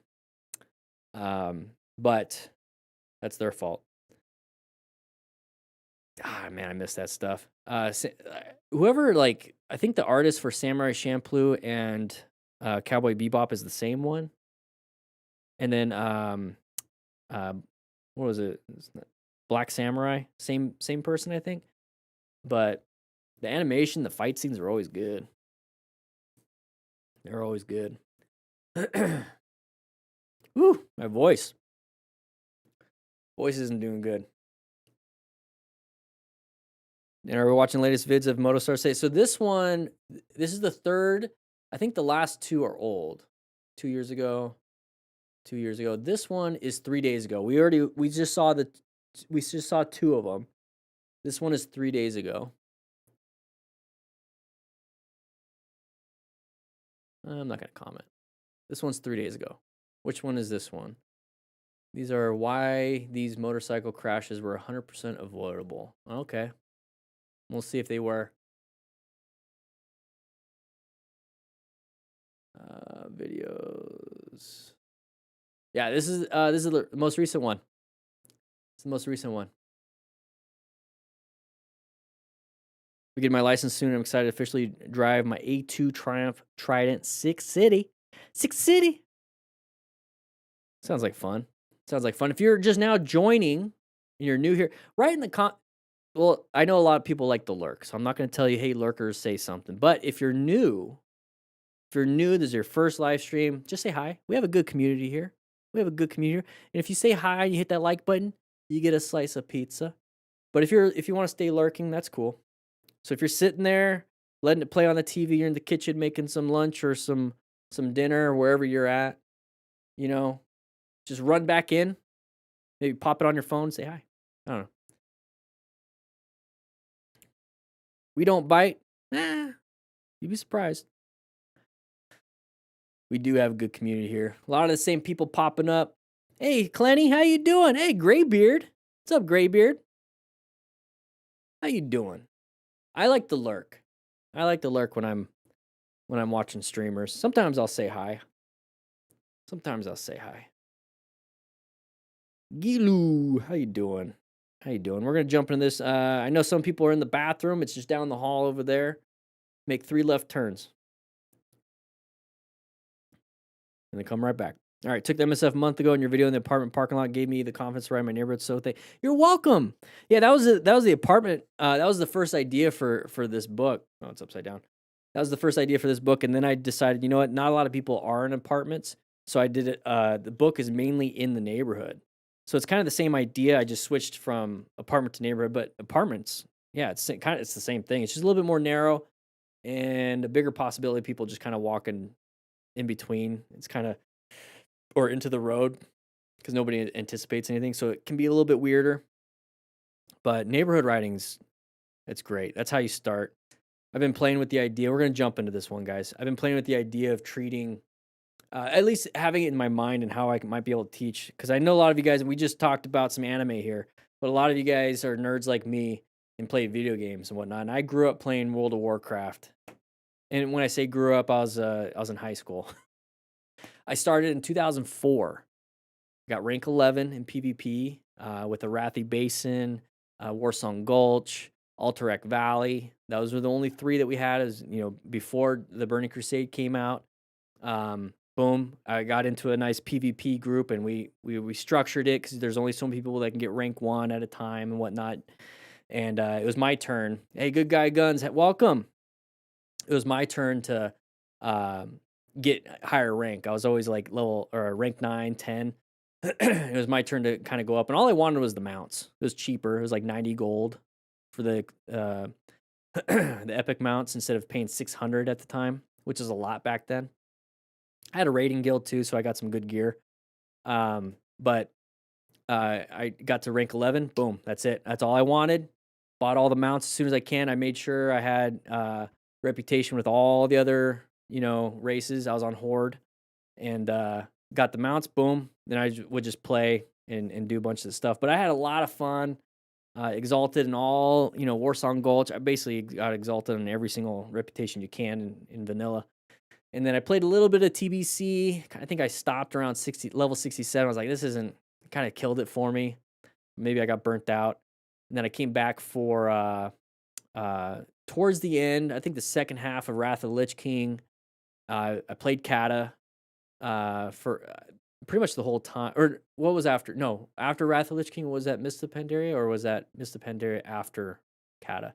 I think I played Kata for a lot, and then I came back for the end of Mists of Pandaria. No, I think Kato's after Mists. I don't know. And then I created a PvP guild, and I was able to get a group of 20. I was the leader, so we had rotations and subs for. We got rank. I think it was 2200 rated battlegrounds, and then I got 2200 rated arena. So I got all the gear. It was season 9 for that, and I came back for Warlords of Draenor for a little bit. It was fun because I just like the old school Warcraft 1 and 2. So I had some of the storylines from that. And then I just got back in, and I hate retail. I don't know. I hate retail. It's like an RPG now. It's not an MMO. It's just a straight RPG. There's like no community whatsoever. But I'll get level 90 and see what's up. I don't know. It's just been fun. Playing on the same character, Enhanced Shaman. I was an Enhanced Shaman. So, where I was going with that. Yeah, here we go. We're gonna get back into crashes and stuff. What I was getting back into that, or what I was trying to get to, is that how like there's a starting zone, and then you like do all the quests in the starting zone, especially with vanilla. Like you do all the quests in the starting zone, and you might be enough of a level to go to the next zone, but you like literally had to do all the quests because like that's how you got most of your experience if you did it right, instead of just grinding it out. And then you go to the next zone, and you do the same thing, and then you go to the next zone, and each zone got a little bit harder, and you got new skills, you got new talents, you got new gear, you got new stuff, you got better at your character, and you go to the next zone, next zone, next zone, until you finally get to like the end game. And then you could do raids, you can do PvP, then you can you can be an explorer, now you have an epic mount, so it's easier to explore and get. That's what I did. I did all of it, but I would actually try to like go to every single zone and get every flight path. Like I just loved the world back then. It was just Kalimdor and Azeroth, or Eastern Kingdoms. And so anyways, what I was trying to get at is that's the same thing with motorcycle riding. It's almost like an MMO if you really want to treat it that way, or an RPG. And you stay in one zone until you max out that zone, and then you go to the next zone. So you stay in the neighborhood when you're training yourself and you're learning how to ride, and you do every little quest inside that zone of the neighborhood. So you're practicing your plan method, you're practicing, you're learning your new skills and your talents, and maybe pick up a profession, right? But you're like learning how to swerve, you're learning how to brake, you stay in the neighborhood until you get to the point where like there's no more quests in the neighborhood. Let's take our skills and talents out on the road. Let's take it out in the highway. Let's take it out, in the mountain. Let's go ahead and take it out, in the city with a lot of traffic. Let's go to the parking lot, which is gonna be like the rated battlegrounds, right? Or the rated arena. So you do all that stuff, but you don't move on to the next until you actually get all the skills and you like kind of max out that level for that area. And so that's what I was trying to. I'm coming up with the idea, and that's what this is kind of doing. It's a progression and training and leveling up, and that's kind of like how this book is situated. It's all in the neighborhood until we finally get out on the road on chapter 7, and then chapter 8 we're doing a little bit. Chapter 9 we're getting our endorsement, and so that's what I'm working on when it comes to street strategies, which would be part of the new book, where we're out in the neighborhood, we go on the surface street outside the neighborhood, and then we go, and then we can go to we can go to the highway, we can go in the city, we can go on the mountain, but they're all different. It's all different zones and levels and quests, and so I'm coming up with a fun progression system for motorcycle riding. I don't know. That's where I was getting at. Hopefully that made sense. Hopefully that made sense. How you doing, Staromil? This is your 39th year riding come July? It's going to be my 39th year living come July. What? Wow. I don't know. If you're new here, hit that like button. Hit that like button. We're going to get started on this one. I'm going to try to power through this one.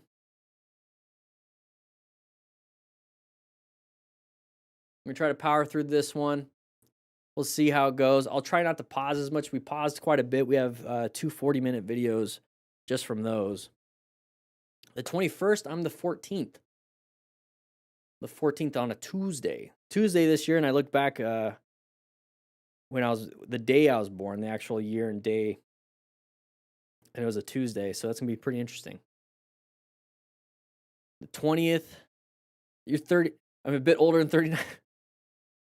Staro means old in the primitive Slavic language. Ooh, that's pretty cool. Learned something new today. I've been riding. Yeah, that's a good question.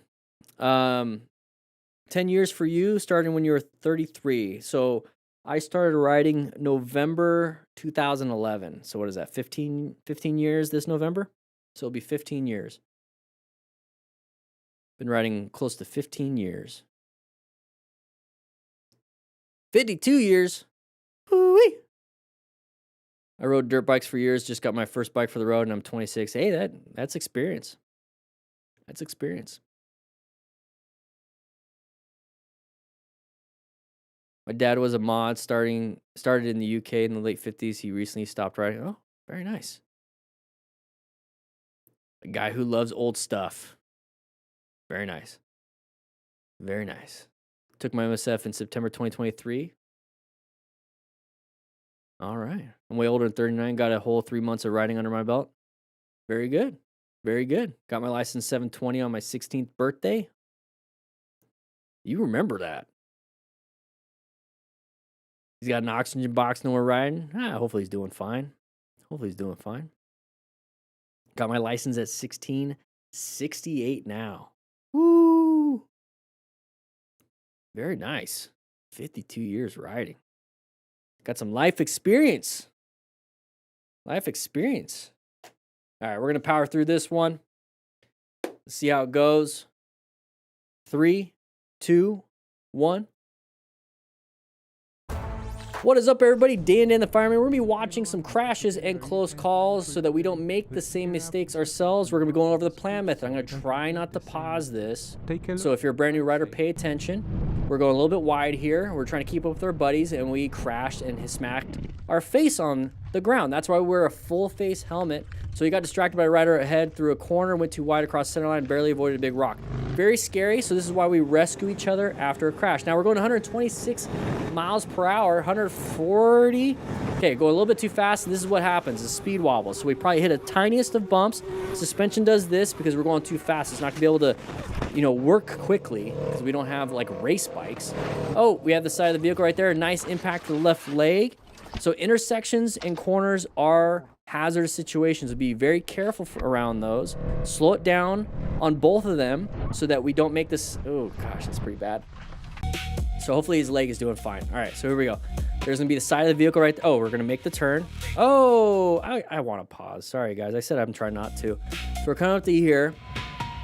What did we hit? Something like that. So gravel. That's gravel. It's a little bit hard to see with the camera and the compression on YouTube. But we hit gravel in the middle of a turn. There it is. So we got to watch out for road surface hazards also. Dress for the slide, not the ride. You could do both. You could still look. I think it looks cool when you wear full gear. And that's part of being a smart rider, or acquiring and using personal protective equipment. So everything I talk about here, the Smart Rider Principles, is part of the Smart Rider motorcycle training system. Riding Smart is the first book, and that's going to get you from 0 to getting your license. We practice the endorsement test. And the Smart Rider motorcycle training drills, 24 motorcycle drills in a book, some practice, and then how to rescue somebody after a crash. You get the fun little card right here, which we see popping up. It's all part of the system. There's a digital version, and there's a cone version, and free shipping in the United States. Check it out. So if you want to know how to ride, you want to be better at riding, there you go. This rider definitely pushed. So here we go. We got, if you had a rock form mount, that's what I use here for phone mounts, is GPS. Going a little fast for the corner. We should have seen the corner coming up because we have that GPS. Very lucky. Now remain calm. Laugh it out. That's fine. Go ahead and let's pick up the bike. Let's not get hurt. We have another turn coming up. His phone fell off because it was a quad lock. Rock form locks it in. All right, here we go. See how quad lock, it fell off? All right, so we're just cruising. What do we got here? Oh, we're just gonna do wheelies. Probably gonna loop it. Yeah, high risk, high skill. You need a lot of skill to manage that, and it's still risky no matter what you do. Dude. It's like taking corners extremely fast, but now we're just doing the wheel up. All right, so we're just gonna play it again. All right, so that's what I use my GPS for. All right, intersection, side of the vehicle, side of the vehicle, side of the vehicle. Okay, so 3 things we can do instead of saying, oh, okay. So 3 things we can do. Mercy swerve, mercy accelerate, mercy brake. Those are 3 things we can do in an emergency situation to navigate an active threat. And this is the side of the vehicle threat. It's the pattern that showcases, hey, somebody's coming at us. We're going to hit them, okay? So when we're saying, oh, that gives us an opportunity, since we perceived it, now we're responding with, oh. Instead of being like, hey, look at that, oh, remove the oh part, apply the brakes.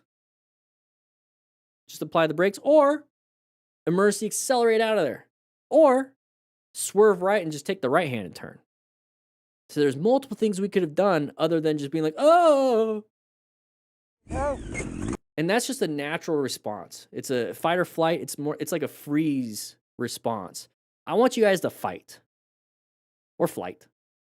Either get out of there, and when I say fight, don't mean punch them, but like fight as in I'm going to take an action to get away. I guess it's more of a flight, but you're going to take an action to get away. Do that. Don't be like, oh.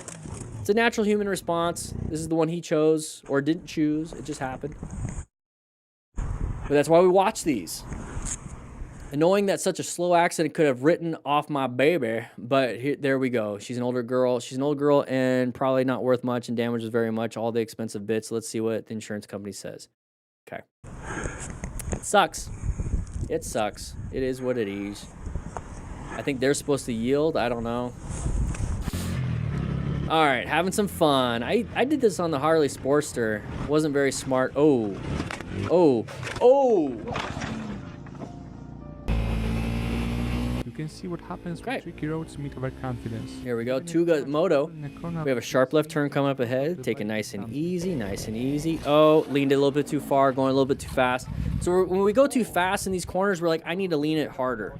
And when you start leaning it harder, you lose traction. You can low side. Oh, this might not be good, huh, Hog Rider?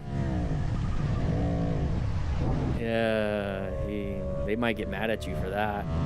Yeah, get out of there. So what I was saying with that is when you're passing the tail gunner like this, especially in a 1%er club, they're not going to like it very much. And then also he's kind of riding like an idiot.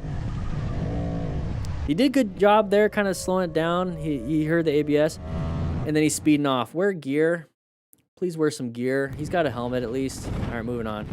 Are we going to lane split? Because we're going pretty fast here when there's a lot of brake. Whoa! Good job with the brakes.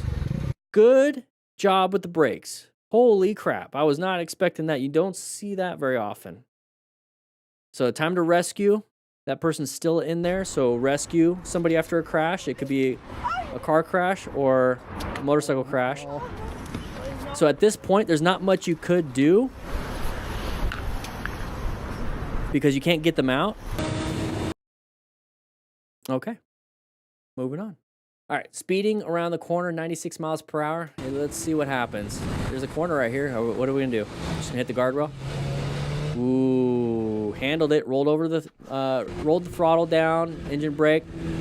Yeah. So take that as a lesson of like I should probably not be doing that. All right, where we go? We're gonna be moving through here, riding like an idiot. Second of inattention can lead to some serious consequences. It's always. That's why I let people up ahead. Because this, I think we know what's happening here. Intersection. He's not stopping. Took out somebody. Now what? Now what are you going to do? So he's walking. That's a good thing. All right, moving on. Dom Trom. Don't block the camera guy. Whoa! Got very lucky on that one. That's why I don't like messing with things. When I'm riding, I'm focused on the ride. Twisty roads are always full of surprises, and this that was interesting. We saw that. Crossing into the it's like Tarantinoing it. We see the ending first. So we're going through. Oh, that will do it. That's why. That's why. I was like, why did he go off-road? So somebody decided to cut it real close. acting like an idiot. So he tried his best to swerve left. It is what it is. This is why we're full gear. So good job with the engine guard, or the brake lever guard. You see that? So he hit that. Now, if he didn't have that guard there, it would have knocked his front brake all the way back. And what do you think is going to happen? That's a panic brake, basically. He would have lost. Well, I guess this part sucks too. Yeah. But that's why they have them, the little bark busters, when you're riding dirt bikes or adventure bikes. All right, so nice, easy turn. It's an easy turn. It's a sharp turn because of the chevrons. They were talking to each other. Very nice. Talking on their cardos. There's links in the description for everything. Oh my God, bro. Yo, this car, what? Whoa. 2 down, Dan. Oh, jeez. Oh, I'm disappearing. 2 down, Dan. Down. Oh, yo, look at this car. You're going to get hit, bro. You're going to get hit. In this situation, roll off the throttle, apply the brakes, let the idiot be in front. Simple as that. I said I wasn't going to pause as much, but you know what? There's just too many dum-dums in this. I think they're trying to get your plate. Why? He's got his... Don't be in front. They're going to win. Law of gross tonnage. Just kind of He almost tried to... let the idiot be in front, get their license plate, move on. All right, tram tracks. Hopefully we don't fall on the tram tracks. Avoid tram tracks, So- especially when the road is this All right. wet. Yeah, the tram track turned on you. You need to go over them as quick as possible. The tram tracks. As quick as possible. That's going to be painful. Wear some gear. Hey, swerved out of the way. Very nice. Very nice. Moved on. Oh, my Lanta. Here we go. Hey, he swerved. He picked one of the 3 things. Mercy swerve, mercy brake, mercy accelerate. He's already mercy accelerating. Braking's not going to be good because his total stopping distance is going to be absolutely terrible. So the moment he landed it, he's going to swerve. Now, he did that correctly. He did that right. It's fine. The problem is doing a power wheelie when there's traffic, especially when there could be cross traffic. You put yourself in that situation where you have to do something very quickly with a lot of skill. Prefer you not do that. You do you. But if you're going to hit that vehicle from the side with a 500, let's say 500-pound machine, let's say you're 180, so 680, 700 pounds, side of the vehicle, boom, hit it, 700 pounds, going 80 miles an hour, you're going to kill someone, including yourself. All right, here we go. Nice little wheelie. We're going to loop it. There it is. Damaged our bike. We got crash guards. Very nice. At least we have that. Hopefully we're not injured. Moving on. All right, Levi Fleming. So we're just chilling with a group. Perfectly fine. Might as well just stay in one lane. What do we got here? Everyone's just chilling. I like it. Somebody to slam the oh, there's always that one person that wants to speed up, catch up, do this. Then it becomes chaotic. Let's see what happens, though. Oh, somebody crashed up ahead. Maybe they were doing wheelies with a big group ride. This is why, if you're in a group, carry a trauma kit. Learn how to rescue. Hopefully a lot of people in the group ride can rescue. Hopefully a lot of people got the system, so they at least have the rescue and the rescue card, a little bit of education, so that if somebody goes down, nobody just dies because of like a blood loss thing. There we go. Let's ensure our own safety. Get off the road. Let's get off the road. Moving on. Here we go. Z-Money side of the vehicle, they're going to switch all these lanes. So we're going to have to switch lanes ourselves or find an escape. Apply the brakes. Don't stay side by side. Either mercy accelerate out of there once you're there or let them in by applying the brakes. Oh, here we go. 150 kilometers an hour. That's 93 miles per hour. Okay. Oh, speed wobble. There it is. We had a little speed wobble. It's going 100 miles an hour, basically. Just chilling. He's got full gear. Maybe not a jacket, but he saw some pants. So swerved out of the way. Good job applying the brakes. We weren't speeding, or he had really good braking power. All right, laugh it out. Good. Get back on. Ensure your own safety. Oh, okay. Let's not get mad. They were turning. You were probably, you didn't see it ahead of time. I don't know. Either way, you handled it. Now we're just going to do some focus on them. Vus Aris. All right, wheelie time with our buddy.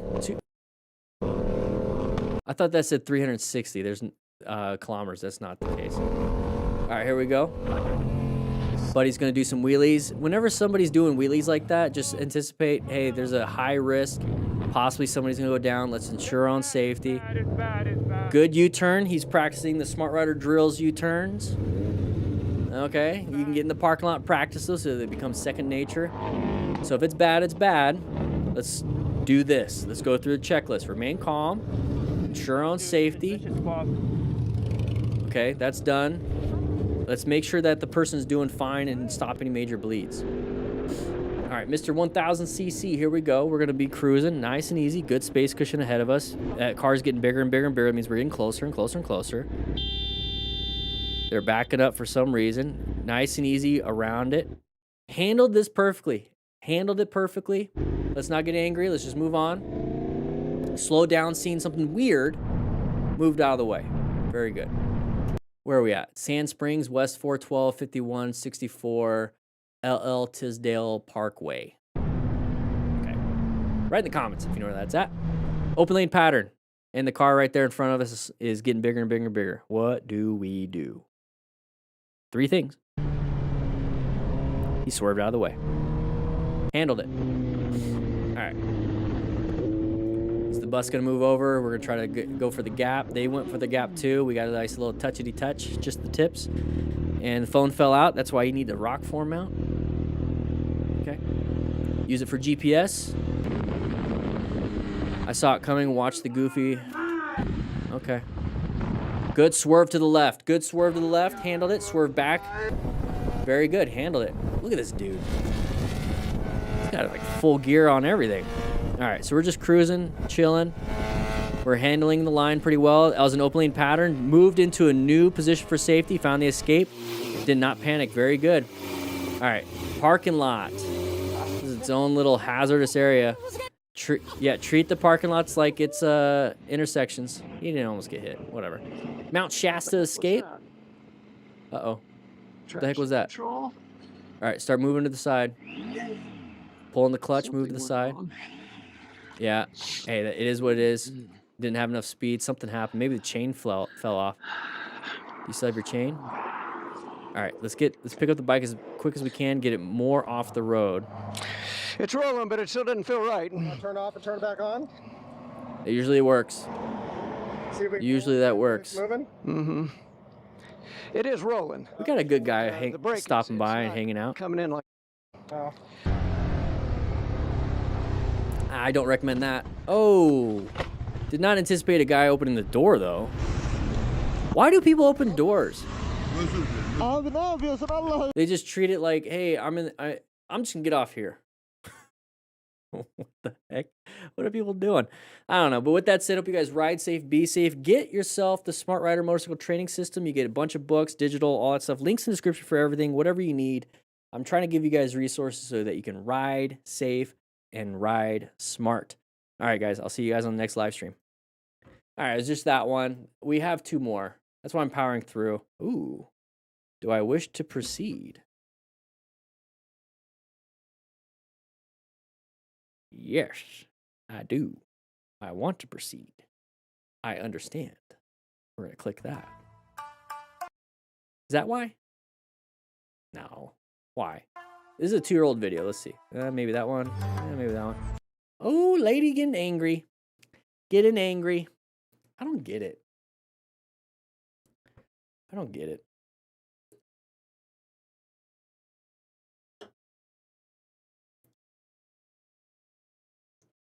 I don't understand. There's something called the force doctrine. The force doctrine.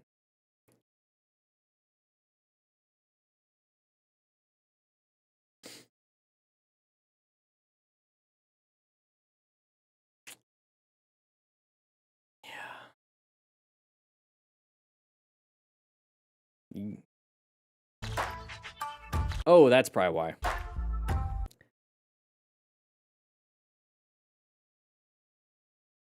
That's probably.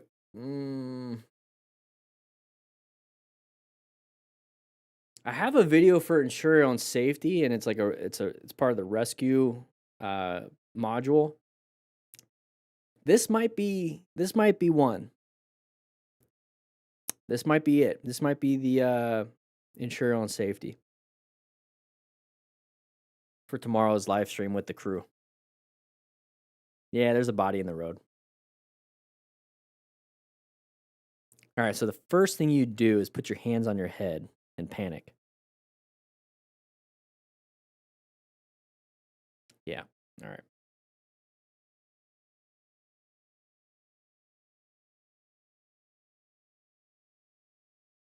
You thought I froze. All right. I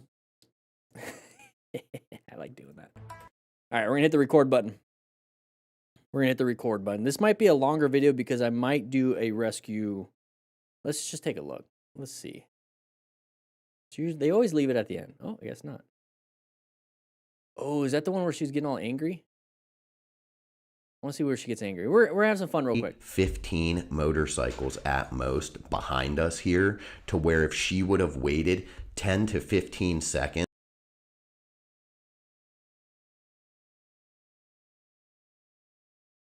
Oh. Oh. That's not a shadow. That's not a tar snake or a shadow.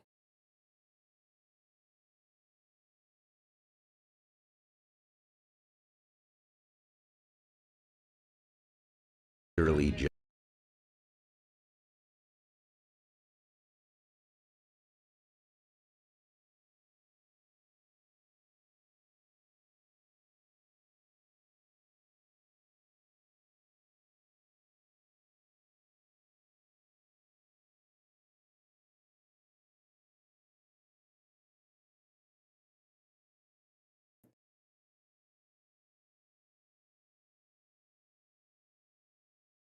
Come on, as YouTube. tight as we can. Right there, that car just pulled directly in front of a motor. So that car. So they were doing this.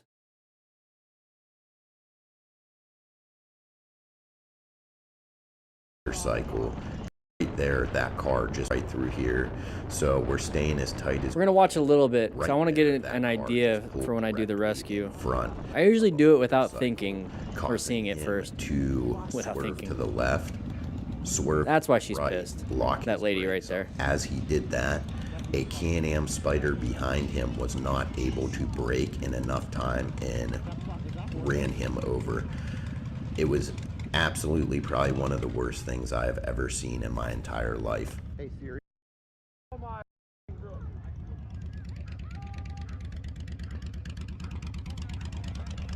So all it took was 3 seconds of somebody not paying Yeah. attention to cause this accident. This I wanna see lady didn't this pay patient. I attention. wanna She see that person. literally Maybe it's a tar snake, but the simple fact that it's originating from the head. just turned into her driveway. And there's another patient over there. We have 3.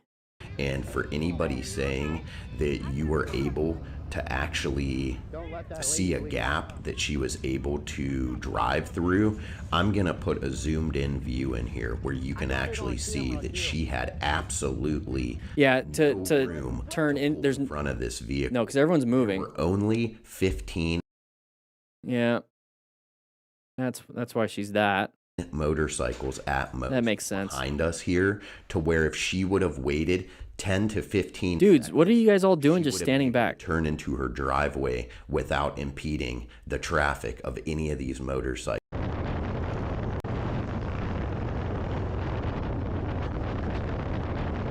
She gunned it. She oh, there's the impact. Yeah, that's where the impact on the head. Right up, I don't know. It looked like she had a helmet. Someone pulled out in front of a bunch of motorcycles. We got 3 people.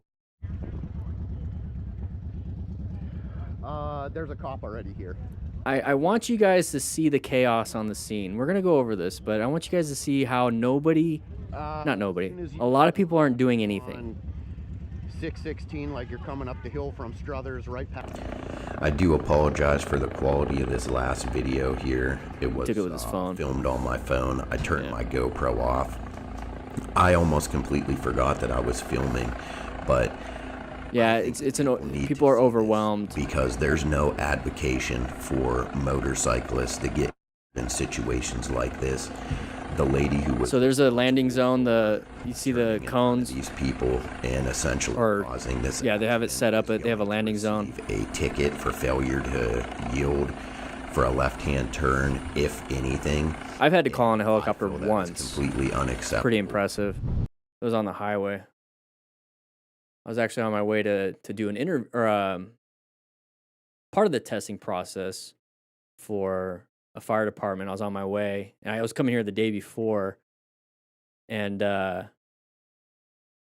saw a rollover accident, and I stopped to help, and I was on scene for 45 minutes, and the first responders that showed up weren't EMTs; they were just volunteer firefighters, and they listened to me because I was a firefighter at the time, and I was like, how far away from the hospital? And it's like, it's about an hour by ambulance and 15 minutes by helicopter. And one of the patients had a TBI, obviously, because she was repeating the same questions, like, what happened, every 10 minutes.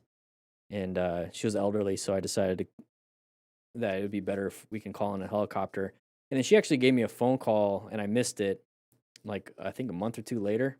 No, it must have been a lot later because I was already living here because I got the job.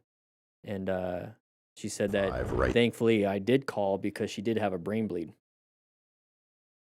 And I missed it. I had the voicemail. I forgot where the voicemail was. But we're going to go over that video.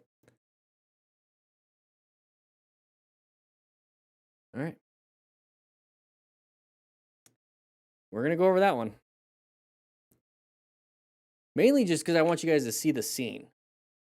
And I'll talk a little bit about it. I want you to see the scene. I might pause it when that video starts up, and it might be its own separate video. But I want you guys here specifically, and I'll mention it later. I want you guys to see what the scene looks like. And I bet you guys are getting a little bit of the emotion of it. Just if you're getting a little bit of the emotion of it, just imagine being on scene and how high of an emotion it is. And if you can relate that to motorcycle riding, and I'll say this again, but if you can relate that to motorcycle riding and when an emergency situation like a car pulls out and you get that kind of feeling and then there's a panic, and this is why we go over these crashes and close calls, is that I don't want you guys panicking. I want you guys to be able to have at least a tool set or at least see it happen so it's almost like numb to you in a way. It's like, oh, I've seen this before. Boom, I handled the situation. It's the same thing when it comes to like this crash scene where you see the chaos and it's like, oh, maybe I should get some training. So I'm not there panicking and high emotion. You're going to feel it. You're going to feel this emotion. You're going to feel anger. You're going to feel all that stuff. And that's why remain calm is the number one thing I have there, is because you need to set that aside, compartmentalize it, and then you need to do the thing that you need to do, which is ensure your own safety and stop major bleeds. Like, those are the things you need to do. First, you need to remain calm, take care of yourself, ensure your own safety, take care of yourself, and then take care of the situation. That's the major thing. That's why that's in there. There's not much for the ensure your own safety, so that might not be a good one for ensure your own safety, but it would be a good video. It might be a good video for remain calm and ensure your own safety. Because stop major bleeds is kind of already handled. It's already handled in the video. Yeah. All right, here we go. 3, 2, 1. What is up, everybody? Dan the Fireman here. We're going to be going over some crashes and close call. There is this one right here where it's pretty bad. So we're going to be going over how to rescue somebody when that one pops up. But we're going to be talking about some crashes and close calls so that we know what to do when something happens and how to manage ourselves when it comes to riding a motorcycle. So that person cut it pretty close. He handled it pretty well coming to a stop sign. So we're going 70 miles an hour in an area that doesn't look like 70. We did a nice emergency swerve. So when we talk about what we should be doing, we use the plan method here, and we position for safety, locate hazardous situations, assess any relevant threats, and then navigate those active ones. So right here, we're going kind of fast. We're going 70 miles per hour. I don't know if this is a 70 miles per hour area, but there's that side of the vehicle. It's kind of hard to see. I get it, but it's right there. It's the side of a vehicle. It means they're pulling out or they're possibly pulling out. If they're just sitting there, that's the assessing. It's a relevant threat. It could be a threat. It's not a threat yet. until they start pulling out in front of me. Now they're an active threat because I'm going to hit them. And that's not good. So I can only do one of, well, I can do multiples of these. We can talk more about that later. But you can only do 3 things. You can only emergency swerve, emergency brake, or emergency accelerate. You can do emergency swerve and then brake, or brake now and then maybe swerve later and all that stuff. But those are the only 3 things you can do. Honking the horn, rev bombing, screaming, pooping your pants, not going to work. So right here, as soon as he sees that, I'm going to swerve out of the way. I'm already going too fast. My total stopping distance, I'm not going to stop in time because we're speeding. So maybe think about that. Maybe don't be speeding. You can stop. You can use that as a tool. But if you're going super fast, you really only have swerving. So that's what he has. So he swerved really hard. And now he's going to get ready to swerve back. He recognizes he found the escape. He's going to do the escape, and he's going to get himself out of there, back into here. At this point, please reset. You're in a position for safety. Now keep locating, keep assessing, keep locating, keep assessing, keep locating, keep assessing. If you're the problem by speeding, slow it down. You might be the problem. It's not all external threats. It might be an internal one. All right, here we go. All right, California. Oh, so once again, you got to swerve. That guy wanted to swerve out of there. So we're all going to kind of get out of the way. Let the idiot be in back now. I typically like the idiots be in front, but we did what we did. All right. So we want to pass. We don't want to be behind this vehicle. We pass. Very good. Now let's get ready to slow it down because we have a turn coming up ahead. We didn't slow down. Oh, good braking. Didn't hit the guardrail. I call that a success. Merge area, 135 kilometers per hour. We're going about 80.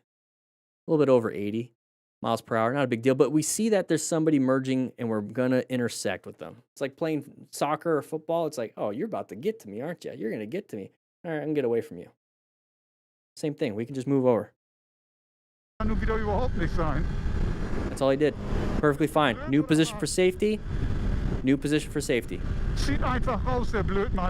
Sounds so angry. All right, here we go. Just cruising. We have a nice turn come up ahead. We can't see much. What's this? What's this? What's this? Choose. Chose correctly. Chose fine. It is what it is. We're going to get back. There it is. Nice and easy. And that's part of the Smart Rider system right there. So you learn how to swerve in a neighborhood. We practice all the neighborhood stuff, getting you to get your license at the very end at the chapter, motorcycle operator skills test. But that last part where he did the nice little U-turn, we got 24 drills right here. Got 24 drills, and we're going to learn how to rescue somebody with that. It's part of the Smart Rider motorcycle training system. You can get some cones or 5 tennis balls cut in half, and it'll handle all the drills. All the drills only take 10 cones. All right, so we're getting through here. What do we got? What do we got? Nice mountain road. He managed to get out of it unscathed. Why'd we do that? Could we just not navigate? Was there a mechanical failure? How did, you gotta turn. All right, green light, look both ways real quick. Everything looks good. We're gonna go ahead and emergency accelerate out. Don't rev bomb, just let them have it. Just let them have it. They were supposed to turn right, I bet. Just let them have it. Rubber ducky. The rubber ducky is right on my head. All right. I don't like the music. Oh, nice little stoppy, and we lost balance and we fell. Wasn't paying attention, was just kind of going on autopilot, wanted to turn left, saw cars were coming. Bloop. Nice little stoppy. All right. Okay. The music is kind of lame. All right, side stand down, very good. All right, here we go. Open lane pattern, anybody want to switch over to me? Good job with the positioning. We have an escape to the right if we need it. Brake lights, oh, there you go. Escape to the right if we needed it. Very good. Now let's get back on the road because there's a lot of road debris on that side. It is handled it. 5 right through. Okay, so here we go. This is the video that it's probably gonna be its own video. But here we go. So this is gonna be a motorcycle crash. So viewer discretion advised. We're gonna be going over rescue. There's not much we could have done in terms of maintaining our motorcycle skills in this situation. We're gonna be talking specifically on rescuing injured motorcyclists, and we're gonna be going over the accident scene. We're gonna let him talk on some of this stuff, but we're gonna remain calm ourselves. Think about this when we're coming up here. This is like you're in a group ride. Everything seems to be kind of going okay. Everything's chill. This is always in the back of your mind, is remaining calm if something does happen. Let's ensure our own safety if something does happen. Because if we get into a crash, if somebody crashes and we get into a crash, we can no longer help. If you have the skills and somebody else crashes and then you get injured, you can no longer help, and therefore you can't help that person. So it's very important that we remain calm, have somebody call 911 or we call 911. It'd be important if you had the skills to have somebody call 911, point at them, say, hey, you do this. Ensure your own safety, side of the roads. The big thing here is that we're going to be watching out for traffic. Another thing is that we want to watch out for any bloodborne pathogens. That's why I wear PPE, personal protective equipment, when it comes to medical stuff. PPE when it comes to riding is full gear. PPE when it comes to medical stuff is blood control or blood pathogen control and all that stuff, so we don't get any blood in any open wounds. When we're touching the person, we're not transferring a bunch of stuff. Also, eye protection. So just keep your helmet on, full face helmet with your face shield down. That way, if anything splashes in your eyes or into your nose and your mouth, it's protected by the face shield. Stop any major bleeds. We're going to make sure we can do direct pressure, apply a tourniquet, or pack the wound. That's going to be stuff that you're going to learn in Stop the Bleed class. I can only give you a cursory knowledge of that kind of stuff. I can only explain it and maybe even demonstrate it in the rescue module that I'm putting out. But for the most part, these are some other symptoms that you might want to be aware of. Any head injury symptoms, spinal cord shock symptoms, things we can't really handle on scene outside of stopping any external bleeding to help out with the shocky symptoms. Lay them down. I would prefer on their back, but you find them how they are. You don't know how to log roll yet. So just lay them down and try to keep them warm. So having an emergency blanket or like a Mylar blanket, space blanket, it's going to help keep them warm, hopefully retain some of their body heat. And that's very important. If they get cold, things start to shunt the blood and all that stuff. That's a little bit more information, but here we go. We're going to watch this. Here. Let him talk. We're staying as tight as we can. Right there, that car just pulled directly that car that just in front of a motorcycle. I'm going to point out this car real quick just so you know. That car right there did this in front of the group, okay? Causing him to swerve to the left. At this point, we're going to remain calm. Right, lock his brakes up. As he did that, let's ensure our own safety. Behind him was not able to brake. So I'm going to pause right here just real quick. I want you guys now, when you understand the rescue, remain calm, ensure your own safety, and now you're going to pop into, I need to stop major bleeds. One thing I want you to see is the chaos on scene. I want you to see the chaos. The emotions of what's happening is creating the chaos. So for you to remain calm, do some box breathing. Inhale, hold for 4 seconds. Inhale for 4 seconds, hold for 4 seconds, exhale for 4 seconds, hold for 4 seconds, and then inhale again. Do that like 2 or 3 times, and it's going to regulate your nervous system. It's going to help you remain calm while you're thinking. Okay, you're going to do the breathing and everything. Practice it right now, okay? So watch the chaos. Realize that you could be the resource in this chaos. Enough time. Don't join the chaos. Ran him over.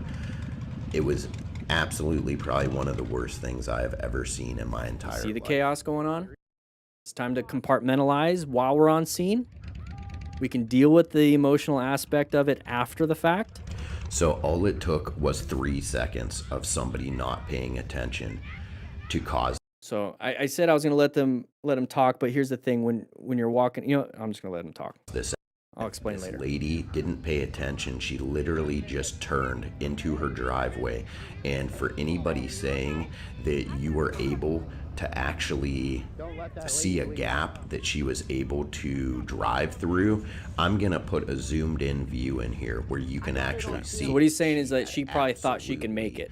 No room to pull in front of this vehicle. There were just watch the chaos. 15 motorcycles at most behind us here. Do some lip reading on that one. Would have waited 10 to 15 seconds.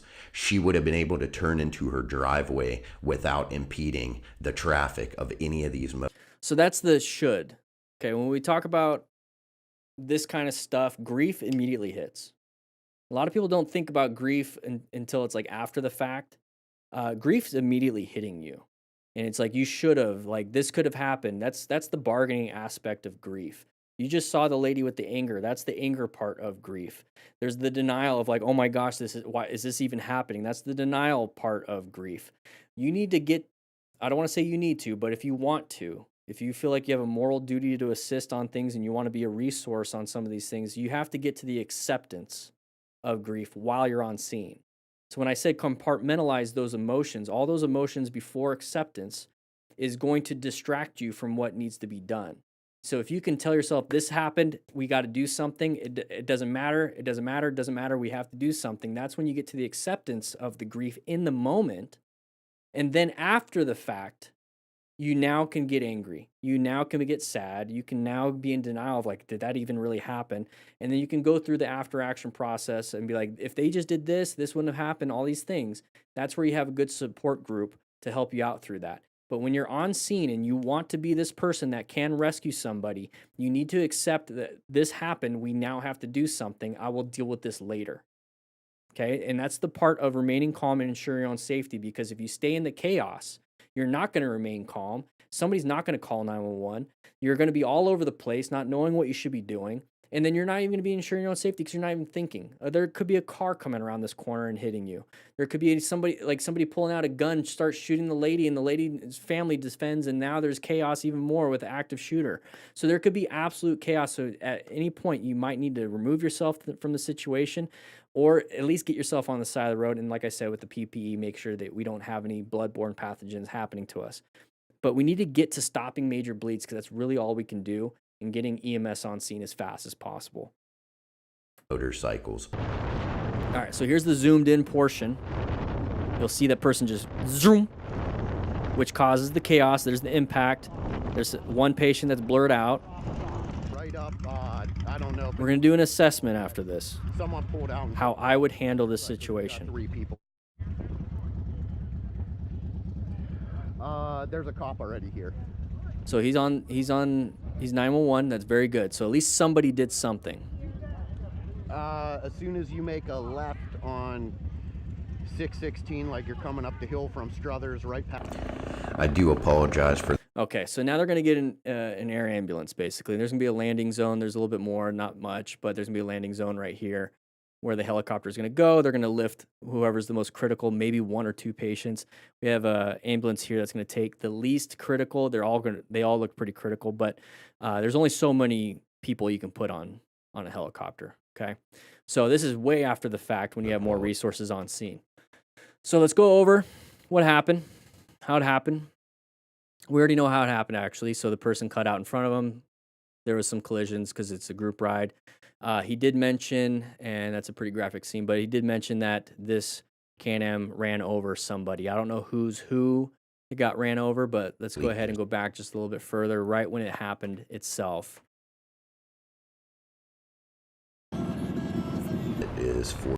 Okay, so I'm going to mute him because he's just kind of doing he's talking over the whole thing. So I'll go ahead and talk over it. So we're in a group ride. We're riding around, having a good time. We're with our buddies, not thinking anything bad could happen. We're kind of in this mode, and all of a sudden, everyone's applying the brakes. We see somebody in the ground. It's like, oh crap, this is the moment you are going to start getting that elevated blood pressure. Your heart rate's going to go up. Your breathing rate's going to go up.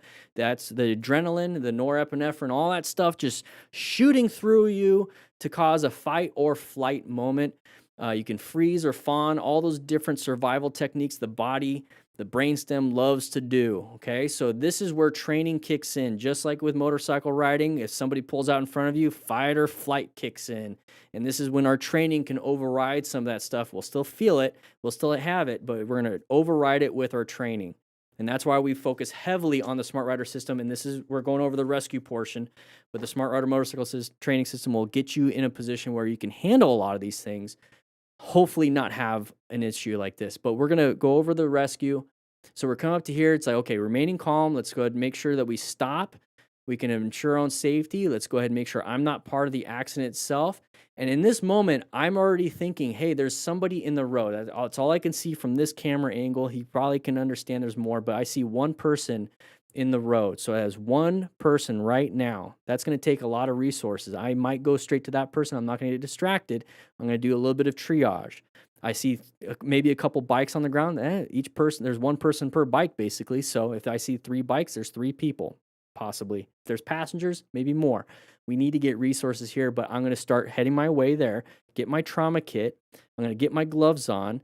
And I'm going to point at somebody, since I have the medical training, I'm going to point at you and say, your job is to call 911 right now. Call them.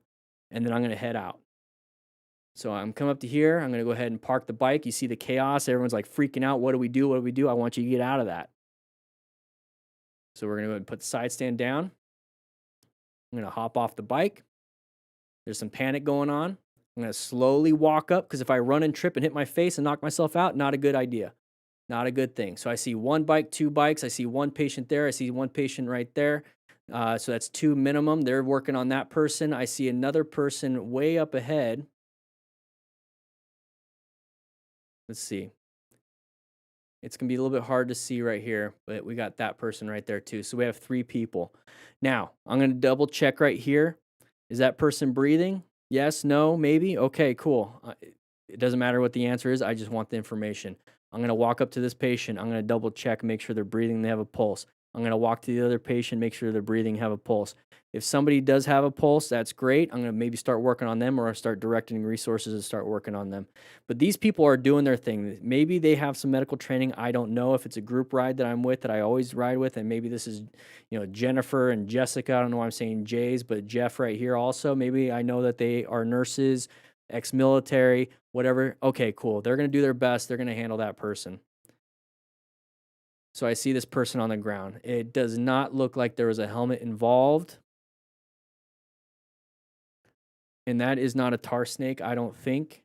Now, scalp bleeds a lot. Scalp injuries bleed a lot. Possibly without a helmet, we have a skull fracture. Definitely unconscious. Not good. And the hard part about triage is that you try to save the person that is savable. I'm just explaining some information. The whole point is that it sounds a little crazy, right? So we need to ensure our own safety and remain calm. So we can't be panicking like, oh crap, there's a death. And start panicking. It's like, remember, move to acceptance. There's a death, possibly. I'm going to see if this person up ahead that was right here is maybe savable at this point. So I'm making sure I have my trauma kit. A little bit of a panic. I want you guys to see that. That might be you. I hope it might not be. I hope with some training that you are going to be of assistance. So we're walking back. I'm going to try to get to a position where we have an actual view. We have an angry lady. Remember what I said? All the emotions of all the grief that it's hitting right now. Grief is just basically a change in life. It's an end of a relationship. It's a change of a job, a change of a home. It is what it is. There's going to be a little bit of grief depending on how big of an incident it is. If it's small, but it could be big. And this is a big one, so there's anger popping out right away. Let's try to get to the incident scene. Let's go back to where it was us walking up first before everyone popped in. Okay. This right here is a typical incident scene right here. We have 3 people on the ground. I have my trauma kit. I have my gloves. I'm putting on my gloves while I'm walking up. I have my helmet on with my face shield down. I look like a dork. I don't care. I have eye protection. This person right here is being worked on by somebody. Somebody right there is not being worked on by somebody. Somebody over there next to the Can-Am is not being worked on. Those are my 2 things that I'm going. I'm glad nobody's going towards the motorcycle to pick it up. We typically see that. Now, let's go ahead and think big picture here. Big picture here when it comes to ensuring our own safety. So we already told somebody to call 911. Now let's go ahead and make sure somebody's controlling traffic. So some of the people that, like this guy right here, he's not going to be very useful. Maybe some of these guys over here that are just kind of standing around close might be useful. So what I would be doing is I'd be telling these 2 dudes to go over here and to do this with the traffic. I don't want somebody going 50 miles per hour and just keep going 50 miles per hour and then maybe slow down to 30 before they run over the lady in the road or running over the guy that's on the phone or the woman, I don't know. I don't want them to get hit. I also don't want a car to be coming down going 50 then to 30 and then swerving and running over these people. I don't want to get hit if I'm working on this person and I get hit. So I want these 2 guys right here. Your job, buddies, is to stand over there, to stand right over here and just wave people down. Now, if the vehicles behind us, all the motorcycles are kind of working on controlling traffic because it's just a big long line of motorcycles. So I'm not too concerned about that side. I'm concerned about that side. So now we got remain calm kind of handled. We have ensure our own safety kind of handled. And now we need to be able to stop any major bleeds. Now, when it comes to this person on the ground with a skull fracture and a bloody head, basically, there's not much you can do. I'm being truthful here. I'm being honest with you. There's not much you can do with that. You can't apply a tourniquet. You're not going to do it around the neck or the head. You're not going to be packing the wound in a skull fracture. And I'm not even going to tell you how to apply direct pressure to a skull fracture because you really don't. At this point, this person is out of your scope. There's nothing you're going to be able to do on scene. The only thing that's going to save her life is going to be surgery. So when you hear that, hey, the only thing that's going to save her life is going to be surgery, how is she going to get to the surgical center, a level 1 trauma center? How is she going to get there? It's because somebody has to call 911 and get that chain of survival going right now. The dispatch needs to know where you guys are all at. They need to know what resources to send. They need to have EMS on scene to get them in the ambulance or in the helicopter to fly them out to the surgical center, to the level 1 trauma center to do the thing that's going to be life-saving. And that's going to be the reality of the situation. This is why we wear helmets. She's not wearing a helmet. That's why we wear helmets. It might have not been a skull fracture. It might have been just a really bad concussion. Okay, which is still bad, but still, it's better than this. The person over next to the Can-Am, it's hard to see. Still not getting up. Usually people want to get up because it's either they're embarrassed or they want to see what's happening. When they're not getting up, they're either unconscious, unable to get up, and conscious, or just out of it. They're not alert, verbal, maybe not pain, maybe unresponsive. Who knows? That's why we need to check. Maybe their back is broken, a lot of pain, they can't get up. All these things. So what we need to be doing is checking for any major bleeds. That's all we can do. If you have CPR training, even better, because then you might be able to do rescue breaths if you really want to. Maybe you have a face shield that has a one-way valve, so you might be able to do rescue breaths. If they're unconscious, it's a cardiac event, maybe their heart stopped because of the whole incident, you can do CPR. But right now, when it comes to a stop the bleed class and rescue, all we can do is stop any major bleeds. That's why it's the minimum. It's the absolute bare minimum that I want you guys to have. But getting CPR is very important for situations like this because you never know. Person on the right here, probably is conscious and alert, just in a lot of pain and probably talking to Jennifer, Jessica, and Jeff. Who knows? But this guy's being handled by 3 people. If you notice how 3 people for 1 person, that's pretty much the minimum when it comes to a trauma like this. So you might be handling this person. You might be handling this person. You might even yell out to the group, anybody with medical training, come with me right now. Don't ask and be like, hey, let's have a discussion. What do you have? What do you have? What do you have? No, you come with me right now. I'm going to tell you what to do. You cut off clothes. You start applying tourniquets. Hey, I need you to put pressure on that wound right now. You need to learn all this stuff if you want to be a part of a group ride and ride motorcycle. I believe that. I don't want to say you need to. I believe I have a moral duty to act to learn how to rescue somebody. Okay? Get a stop the bleed class. All while you notice how I'm talking. Okay? It's pretty much, that's the end of the scene because there's not much else you can do. But you notice how I'm talking, how it's just very much matter of the fact, this is what needs to happen. This is what needs to get done. We are going to do this. This is what's going to happen. This. None of it's, I'm pissed off at this car driver. None of it's, oh, people are acting dumb. Or, yeah, she should have worn a helmet. It is what it is. But it's like, it doesn't matter anymore. Because then I can sit here and be like, if she wore gear and this and the whole after action, it's like blah, blah, blah, blah. No, now we're in the situation. We're moving past the bargaining stage of grief. We're moving past the anger.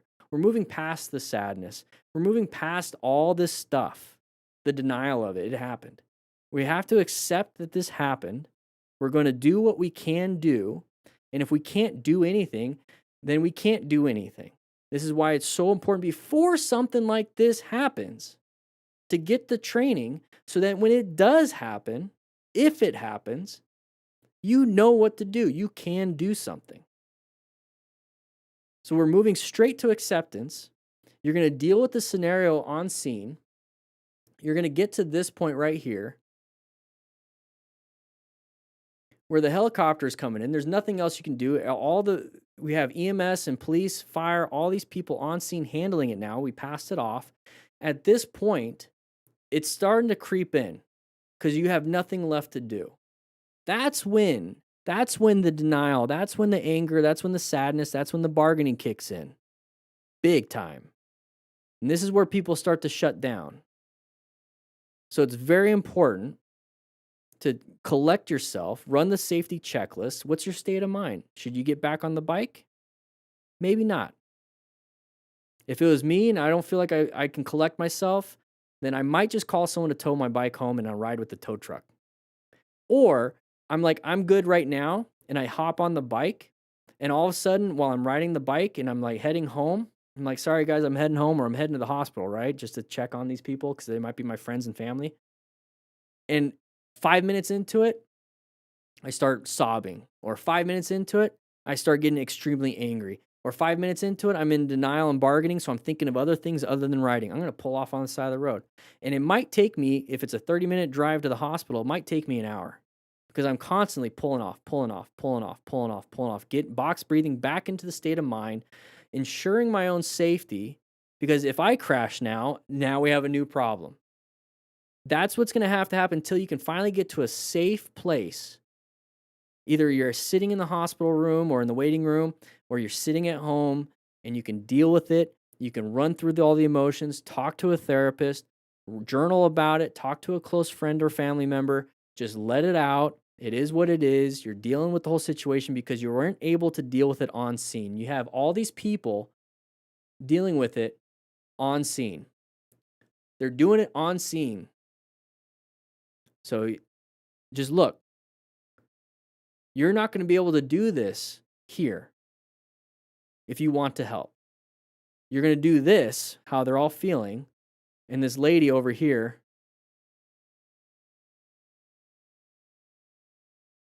and all this anger, you're going to deal with that in a safe place at home when there's no more work to be done. It's a terrible situation. It's the reality of motorcycle riding. It's why we acquire and use personal protective equipment, and we learn how to rescue injured motorcyclists with medical training. And what I'm doing right now is part of the principles too, is I'm teaching and mentoring other motorcycle riders so that we can understand all of these principles. It's part of the Smart Rider motorcycle training system. It's part of the Smart Rider crew. It's part of what I do here on Dan the Fireman. And it's part of what I do here on Motorcycle Training Concepts YouTube channel. It's not a fun thing. But I've been on these calls. I've been on a lot of these calls. And while I'm over there having to deal with all this stuff, people are freaking out. The best thing you can think, this is what I came up with, and it was very easy because I was separated. The best thing you can think of when it comes to a situation like this is that this is their emergency, not mine. I'm not hurt. I'm not on the ground. I'm not the one dying on the street. This is their problem, their emergency, not mine. How can I help? And it sucks. It kept me completely separated emotionally on scene until afterwards. And that's what you have to do to be able to work an incident like this.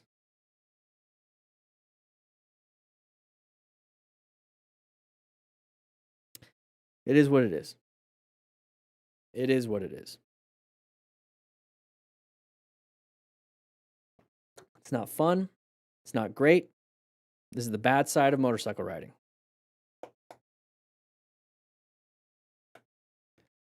So even now, I gotta take a pause.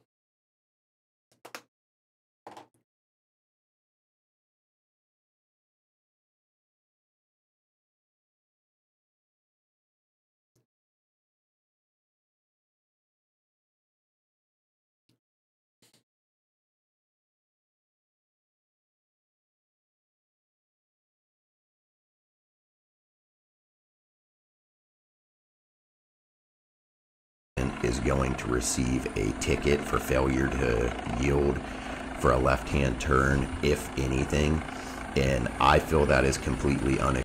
Exactly. You know, I'm still recording and doing all this stuff. It's still going to be live stream. I'm going to cut some of this part out, but Elad said it right there. We have to proceed business as usual right after as well. We don't have the time to release it. For those of you that don't know anything, or not, I don't want to say that. Take that back. For those of you that don't have family or friends or are not in public safety, this is what Elad and those of you in public safety, and including myself when I did it for 11 years, we had no one to talk to about this. We had no one to release this with. You can't go home and dump it on your wife. You can't internalize it and then it comes out on your kids, your family and friends. This you just can't. And I want to point this out. Shmi and Elad, everyone here, we have seen so many crashes and close calls together on this. We have seen so many. How often do we see something like this? Not often, right? Not often at all. Now imagine. You don't even have to imagine. You live your normal citizens, normal people live their life never seeing this in real life. Maybe 1 or 2 times in their life, and it's usually like a family member. Maybe 1 or 2. EMS, police, fire, military, public safety sees this. I'm going to speak specific to firefighter EMTs and the medical side and hospital. They see this every day. Every day. Every day. So as traumatic as this is for those people that are on scene, we saw it every day. It's the other side of the human experience that nobody gets to see.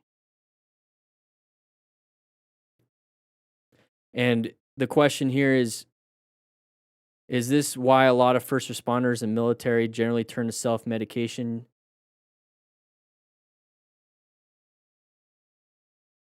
Yeah. Because I'm sure Eli can relate, but I saw this every day. And let's just frame it here. You go to work, you come home, you complain to your partner, your husband, wife, whatever, just about like what happened at work. Hey, Jessica like had a bad mood today. Like, hey, how was work? It's like this is what happened at work, and it's just like HR problems, or like a customer was like acting like a dummy, or the boss was dumb, right? That's a natural, fun release for normal people, or at least it's some kind of release. Now, imagine if your work was this every day. Could you come home and tell your husband, wife, partner, whatever, yeah, I had three people die on this accident scene. I had, a kid got ran over by a car. Yeah, like this, like there's 10 different people that have life-altering or life-ending situations that you've had to manage, and you do that every single day you come home from work and you just, dump it on your partner. It's not going to be good for them. And so this is why a lot of first responders and military and people that deal in the hospital self-medicate or self-delete.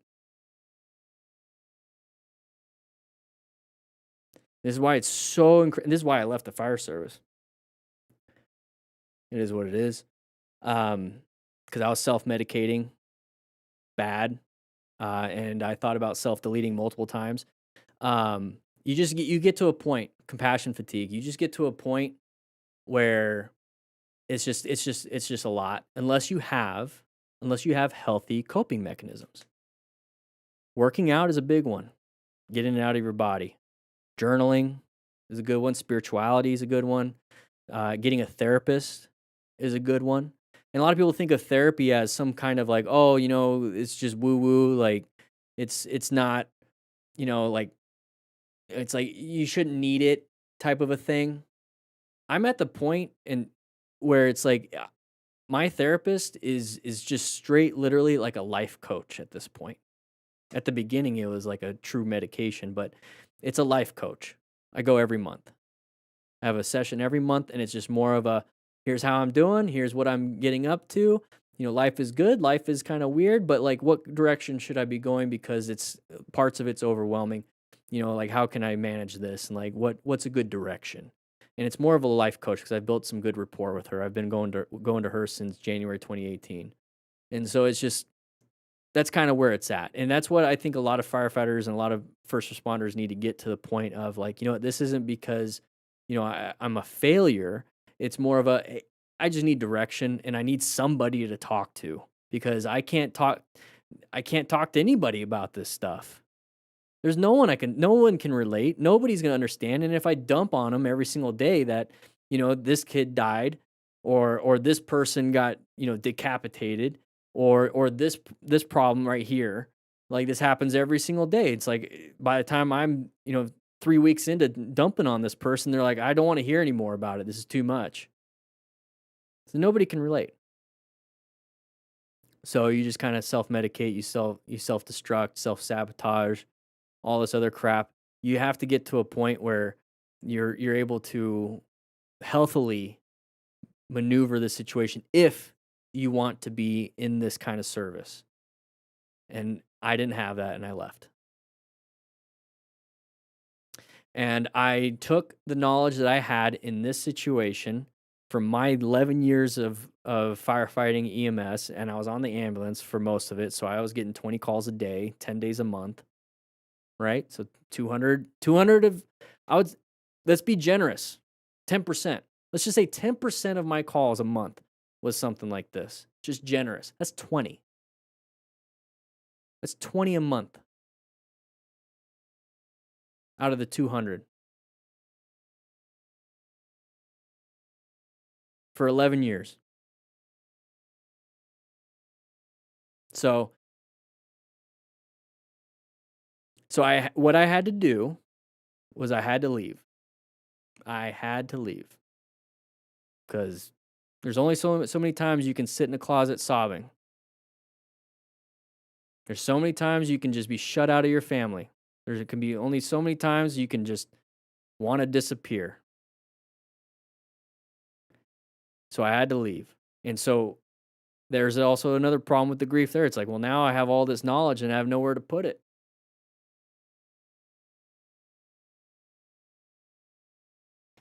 That's what I built this. A lot of you guys maybe have been here since the beginning, but I quite literally, the reason why I started making this content and doing these things is because I needed somewhere to put my energy. And so I decided, you know what? If I can't save the typical car accident, child fell down the stairs and broke a bunch of stuff, or, you know, burned up body, or kid getting tire marks burned in their chest because they got ran over by a Dodge Charger. All this stuff, I had all this knowledge and information and all this energy and like wanting to save and help. I decided, you know what? I'm going to go and stick to motorcycles. I'm going to stick to, well, let's go ahead and rescue other motorcycle riders. Let's go ahead and keep motorcycle riders safe so that people don't have to deal with this situation. That's why I started. To cause this. Welcome, Ash. Welcome back. So that's why I did it. That's why I focus heavily on just sticking to what I do here, is to keep riders safe. And I just, this is the business side, and it makes me money. It is, but that's what keeps me actually keep going, so I don't have to get another job. But I just turned all of my knowledge as best I can into something that's motorcycle specific. And these are just resources to learn how to ride smart, you know, plan your ride, get yourself your endorsement, because you guys are going to ride anyways. We see it here all the time. They're just going to ride anyways. Might as well just do it the right way, or at least get to a safety-minded aspect of it. And let's go ahead and practice some drills so we can practice our slow speed stuff. And then learn how to rescue somebody after a crash. Like, these are all things to make sure that we can reduce this stuff. And these are just resources. Books are learning knowledge materials. It's just resources to where it's like, let's just put it all in something so that somebody can understand and learn. That's the only reason why I do that. I show up on YouTube and do the free lessons and free everything. And I try to give as much as I can free to everybody so that we're not in this chaotic scene all the time. I hope this is rare. I hope that this doesn't come often. and we don't have to have it in our lives. I don't know. That's literally what this is why I do it. I could have done anything else. I could do content marketing for a business. I can write articles. I can be creative elsewhere. I can be a photographer or I can be a videographer for the local news station. I can go back to the fire service. I can be a professional golfer if I really want. I could do anything, but I specifically chose the motorcycle community and to keep them safe after leaving the fire service. That's just it. That's just what it is. Everything I do is for that. Everything I do is for that. Awesome, Starro. Thank you, Shmi. Thank you, Elad. I appreciate it. I don't know. I was even watching. You guys can see the tone change in me right now. It's because this brings back memories. This all brings back memories. All right, let's get back to it. Let's smile. You'd be surprised how smiling kind of just changes things, right? Smile. Everything's fine. It's their emergency, not mine. Where we are. Look around the room. Okay, we're good. We're safe. Dogs are in the other room. Good to go. All right, let's go ahead and get started on this next one. And I feel that is completely unacceptable. Okay, we're gonna pause it there so we can. I'm gonna cut a lot of that stuff out. Maybe, I don't know. We'll see. But we gotta get back to the crashes and close calls. You have a pink beard? Because I think you were a member before and you just came back. I think that's what it was. That's why I said welcome back. Maybe you remember once and then it went away and now you're back. You usually start off with a mustache.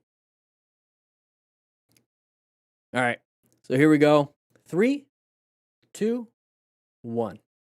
All right. So we're going to be riding with our buddies. Oh, side of the vehicle, side of the vehicle, side of the vehicle. We're just going to, a little bit freaky. They typically go to that, that turn lane. They're not supposed to. They're supposed to go in the available lane. This is a turn lane, not a merge lane. So I could see why he was a little freaked out, but let's move over position a little bit just in case. We had a thing happen, everybody. Oh. This gentleman just came in and let me know what happened. So. What happened? I nubbed with my front left when I was reversing. We'll just see if it starts and we'll go from there. Oh, he hit it and then I don't know, I don't know what he did, but either way, he seems like maybe he knocked it over. He did the right thing. Oh, he was in the truck. So he maybe did the right thing. He said something pretty chill about it. I'd respect him if he came in and told me, thank you so much. It is what it is. You're honest. You're accountable. I'll give you some trust here.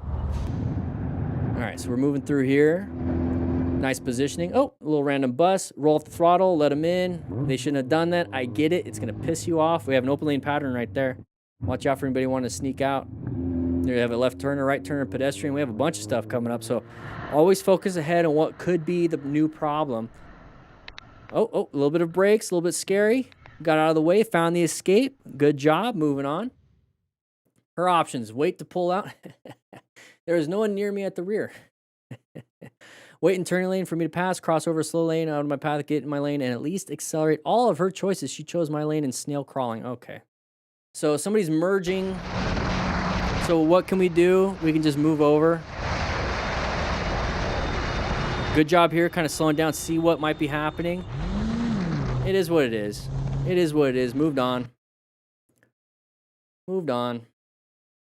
She did go to the first available lane. She did the right thing. Didn't accelerate hard. So think about it the opposite way. If you're going to be doing the same thing, once you get into that lane, this is where you can practice your emergency acceleration. There's no emergency, but you're practicing it, so you're getting up to the flow of traffic quickly. So think of yourself in the opposite. All right, so watch out for any left turners. It's a yield. You saw it ahead of time. All right. Side of the vehicle, side of the vehicle, side of the vehicle. Okay, watch out for any, side of the vehicle, moving over. Okay, all over the place. Try to stay in your lane doing that, but handled it. All All right, watch outside of the vehicle once again. Just roll off the throttle, apply some brakes. They're gonna have to get into your lane, so you let them in. Very good, handled it. Not a big deal. All right, so we're lane splitting or filtering. Oh, why do people do that? Are these like taxis or just like, hey, just hop out here? Like I can see that in a parking lot, like at a school's, like a school pickup and drop off, or like whatever. It's like, hey, hop out and get a seat in the movie theater type of a thing. But I don't understand why people do that in the roadway. I could see that in the parking lot, but not in the roadway. I don't know. Is that a thing? All right, here we go. All right, open lane pattern for this black vehicle. Okay, we're gonna move past. Very good. Now we're kind of in the middle right here. Somebody wants to move over. It is what it is. They didn't.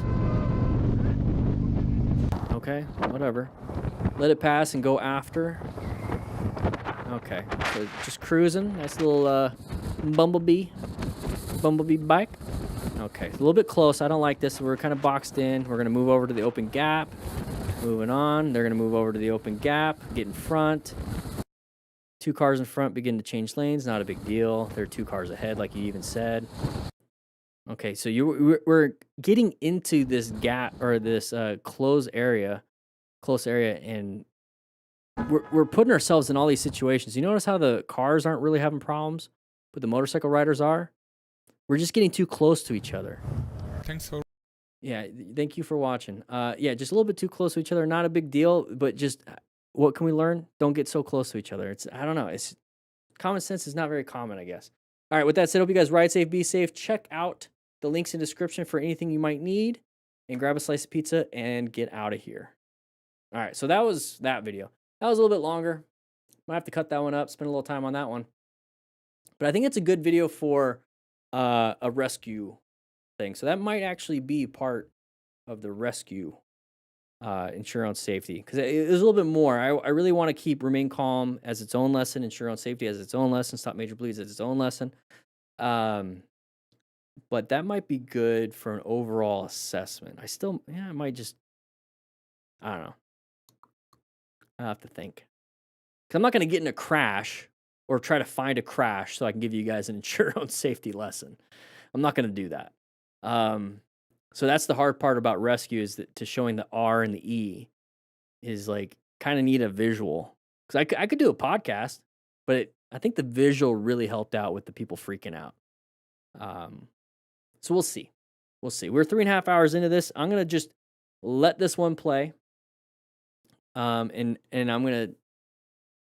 we got enough lessons today, I think. I'm gonna let this one play because I need to take the dogs out to go pee-pees.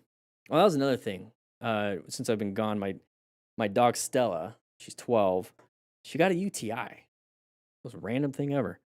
So I have to make sure she's on. I think her like 9 days out of the 10 days of the antibiotics. So like she's doing pretty good, but she had a couple accidents, and she's been having to pee a lot more than usual. So I have to keep making sure she can go out and pee. We're at an apartment. I can't just let her out. I wish I had a house. So buy some more of the books so I can pay a 6.5% mortgage. I'm fine with renting. It's fine. Thank you, Midget Mayo. I love your name, by the way. I'll keep doing what I'm doing. As long as you guys keep supporting what I'm doing, word of mouth is huge. So tell your buddies, tell your friends, hey, get the book, get the thing, or watch the videos, share the videos. That's the best way you guys can support me to do what I do, because the more that happens, the more revenue. I hate talking about that, but it's part of the job. It is. So if anything, watch the free stuff and share the free stuff. Let Google pay me if you don't want to buy the books and stuff. That's perfectly fine. There's a lot of free stuff, a lot of articles, a lot of training resources. Also, for those of you that are just now joining in, there's a free 5 U-turn drills that you can download on the website. It's linked in the description. All right, we're going to hit play. We're going to let this go. Yeah, I can't count on Google. They've been acting pretty weird. In fact,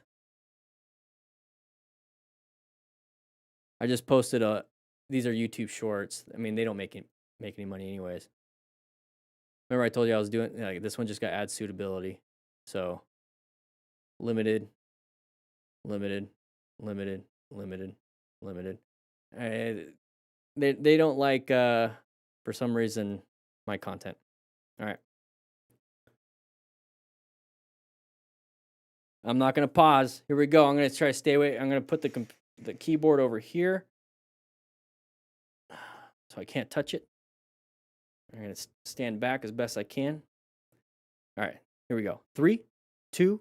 You know, I need to keep at least the stream deck so I can hit some buttons. All right.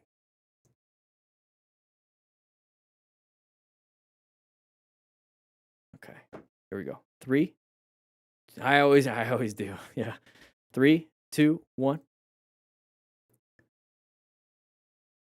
What is up, everybody? Dan the Fireman here. We're gonna be going over some crashes and close calls. This is a 2-year-old video. I'm standing away from the keyboard, so I'm not hitting the button to pause it. So we're gonna try not to pause it. Here we go. So we're 45 mile an hour road. We're going 30. We're heading in. Not a big deal. Nice job. So we're gonna be going over crashes and close calls and try to figure out what happened, how it happened, what we could do differently. Looks like we're gonna get a car wash for our bike. Whoa! Shut it off. Okay. Anyways, moving on. Side of the vehicle, left turner, possibly. So we're gonna, good job. We're gonna roll off the throttle. We honked the horn. It is what it is. But we're going over the plan method here. So we're gonna be talking about positioning your safety, locate, assess, and navigate active threats. So you can only do 3 things: emergency swerve, emergency brake, emergency accelerate for the navigation. But hopefully we're gonna find some patterns here. There's some weird stuff on the road. Stay away from it. There's the person. So emergency swerve out of the way. Very good. That's a side of the vehicle pattern. So we applied the brakes up ahead and swerved into a new position for safety. Handled it. Thankfully, it wasn't too crazy. Okay, sharp left turn. We're handling it because we're not speeding. 95 kilometers an hour. Oh, random thing in the road. So new position for safety. We navigated away from it. So if we were speeding, we would have had a bigger issue. Oh, is it a dog? Not a random thing. Oh, what the? Oh, no. Hopefully that dog's doing fine. This is 2 years old. All right, here we go. So we're just cruising. Not speeding too bad. Maybe we're going a little bit higher than the flow of traffic, but we slowed down. Looks like we downshifted a little bit. We have a sharp right turn come up ahead. Oh, gravel. Transitioning from asphalt to gravel. There it is. So slow it down while you have asphalt and traction, and then make a quicker 90-degree turn onto the gravel, and then just kind of cruise on the gravel very slowly. And you can practice your slow speed stuff with the Smart Rider system. These are the drills, 24 motorcycle drills, full system. Everything's linked in the description if you want to grab anything. Free United States shipping. Okay, the person came out. They were supposed to go in the first available lane, didn't. We're going to move on. Not a big deal. You handled it because you're not speeding through everything. Okay, blind corner. What's around the corner? Looks like some stuff on the ground. Not a big deal. Sharp left turn, 30 miles an hour recommended. Hey, dog, what's up? Good job with the brakes. Now, imagine if we're speeding around these corners. You start to recognize, hey, speeding is typically a big problem when it comes to crashes and close calls. We handled that because we weren't going super fast. This may be a problem for me. So positioning for safety, moving off. Your lane. Yeah, it is what it is, but you did. I have to mute that. Sorry. It's annoying. But we moved over, okay? So I have my motorcycle GPS just like that. I have rock form, link in description.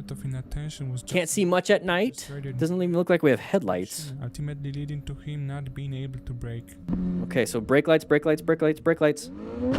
Yeah, those headlights are not pointed direct or not very good, or it's just the camera compression. But this is why we need to be paying attention. I'm okay physically, very nice. Next season. Hopefully he's back. It's 2 years old. But this is why we need to maintain a space cushion and find the escape route just in case and swerve, brake, or accelerate out of it. Started to sprinkle. Not very fun. Can't see much. If this is what the camera looks like. Oh, they're merging over. Move over to new lane position. Handled it. We have high-vis gear. Why didn't they not see us? People just don't see us. It is what it is. That's why we have to focus and pay attention and things that we can do. Okay? So stop sign. Let's make sure we stop. It's their turn to go. So they go. Very nice. They're going to probably go because they always like to follow. Accelerate out. See, that's what I'm saying is you have 3 things. Swerve, brake, accelerate. If you're going and they're coming at you and it's your time to go and you didn't anticipate it, that's when you accelerate out. Honda Rebel. I love it. I love my little Honda Rebel 500. So we're going to do nice, easy, slow speed turn. Oh, it's kind of up a hill. We stalled. This is where it's really important to practice your skills. You get a digital version on your phone. I absolutely love it. In fact, I'm going to try to bring it up while this happens. It is what it is. It is what it is. It is what it is. Let's go ahead and pick up the bike. So we have the drills here. Driver in the front very quickly learn to All the drills. keep a proper distance from cars. You put it on your handlebars and practice. All right, so we're gonna hopefully swerve out of the way because that person's applying the brakes. So we're swerving, new position for safety. We navigated. Now we gotta watch out for anybody wanting to merge into us. Okay, moving on. What do we got here? People getting a little angry? Why are you honking the horn? Was there something happened while on the road? We don't know. But if they're just getting mad because we're at the pump, well, sorry, I'm at the pump. You're gonna have to wait.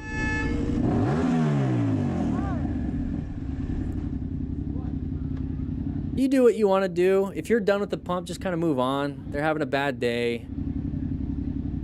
They're having a bad day. Maybe their boss yelled at them. And think about it backwards. You know, maybe you're having a bad day one of these days. It's not antagonized. Just let idiots be idiots. They're going to catch somebody later on in life that's really going to teach them a lesson. I guess if you want to be that person and you teach the natural consequence of being an idiot. All right, put your face shield down. You don't want a bug in your eye. All right, stop hating. What's at the top? All right, so went a little bit too fast in the corner. Okay, so we're gonna go ahead and switch lanes. Nice little Honda Rebel. Switch lanes again. Oh, found the escape. 120 kilometers an hour probably, about 75. Maybe it's the speed limit there, but be very careful. Tram tracks, watch out, side of the vehicle. We're gonna have to apply the brakes. You're gonna have to apply the brakes. What are you doing? It is what it is, but you see how he's going over the tram tracks just quickly? What? That's what you wanna do. You don't wanna just kind of gently go over the tram tracks. Go over them quickly. There's no point. There's no point. No, you have to look. It is what it is. You're not going to convince anybody of anything. You're not going to teach anybody anything. Camera. The proof of the camera doesn't really matter. You're not going to do much other than let me comment on what you're doing. Camera when driving around. It is what it is. All right, moving on. Nighttime riding. So big hazards of not being able to see well. Road surface hazards or people. That was an open lane pattern. They switched to the lane that was moving quicker. It is what it is. Don't worry about it. Let them in. You're going to do it when you're in a car or on a motorcycle. They're going to do it in the motor or on the car. Just be aware that that's the possibility. Look for the patterns so that we can avoid it. All right, what do we got here? Oh, another open lane pattern. Anybody want to switch over? You see how it's a big, long line, big open lane? People are going to switch over to the open lane. It's the faster lane now. I don't want to be stuck behind anybody. I'm going to switch over. I'm going to check mirrors. Intersection, what's happening? Oh, we're going to... Gotta modulate your speed, make sure that we're not gonna get real close to each other. So you notice how he moved over to the left part of the lane?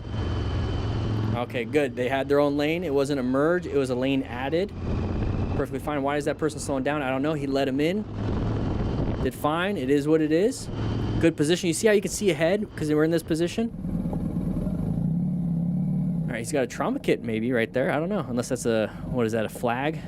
I don't know. I only know the stars and stripes. So, okay. You kind of went in the second lane. You could have went in the first available. Practice your slow speed maneuvers. Start from a stop or turn from a stop. There you go. You're going to see a gentleman inside of a gold. Okay, a little freaky. Where's that at? I'm not pausing it. You saw the signs. So nice space cushion. We're maintaining, switching lanes just like they did. We don't like our position. Now we're getting a little close, 40 miles an hour. We're switching lanes. They want to switch lanes. We switch all the way over. Hey, if you're deciding you want to switch lanes and then they switch lanes, my face makes eye we're thinking the same. You can't be mad. Not once, not twice, but 4 times. Okay, whatever. Let the idiot be in front. Apply the brakes. Slow down to a crawl almost. When they're heading off, go ahead and practice your emergency acceleration to get back into speed. Not a big deal. You don't want to fight this. You're not going to win. The dude already has damage to his truck. You see the tailgate? He doesn't care. He does not care about his vehicle. There's nowhere really for me to go. He's going to knock you out. So I attempt to take a picture of his license plate. Yeah, perfect. Let him go and go about his business before someone gets hurt. John, like Milanakis? Be careful. All right, so we're moving on. Grom Squatch. How you doing, Grom Squatch? What do we got here? This is back in the motovlog days. Lizard right there. What up, This is back when motovloggers would just point out random things. Hey, the lizard. What's up, lizard? Let me help you out, little lizard. I think we need to kind of get back to some of this stuff. I mean, I wouldn't watch it because it's kind of boring, but at least it's like not crazy, stupid stuff. You kind of put yourself in a dangerous spot when it comes to the motorcycle sitting there, but you know. Little bud, little alligator lizard. Oh, he's biting me. He's pissed off. He was out in the road. Lost his tail. Lost the end of his tail. See you, little bud. They basically dump their tail, and regrow it. Predator will eat the tail, not them, type of a thing. Oh, crazy. Thanks for watching till the end. Oh, well, thank you, Motostars. Whoa, that guy's having a bad day. But that's pretty much the whole system, just really quick, no pause. I hope you guys enjoyed it, and I'll see you guys on the next live stream. Yeah, it was only 10 minutes. I let that thing play. Hey, look at black screen. Whew. Oh, a little tired. Need to eat some foods. We've been live streaming for 3 hours and 45 minutes. Wow. We got a live stream tomorrow. We're going to go over insurance safety. We might go over that video for insurance safety again. So if for those of you that aren't or that are in the crew and missed today, obviously you can't hear what I'm about to say, but we might use that, or we might use the one that we'll use the other one. This might be the one that goes public later. But then we have that, and then we have another lesson from Riding Smart for tomorrow. We're going to get back to the academy. We're going to get that going so that we have everything situated. Tomorrow at 11. But even if you miss it, that's fine. If you're not part of the live version, if you miss it, it's going to go up for everyone anyway. Or it's going to go up for the crew, and then it's going to go up for everyone later, way later. Because we're going over every single part of the Smart Rider motorcycle training system, which is all of this right here. So you'll still see it. I'll still make a post, even if you miss it. But I'm tired. I'm going to get going. I got some editing to do. And, I'm hungry. So I'll see you guys later. Get some sleep. Have a great week. I'll see you next week on Tuesday. We had 5 videos today. That's why it took forever. But I'll be talking to you guys. later. See you later. Bye.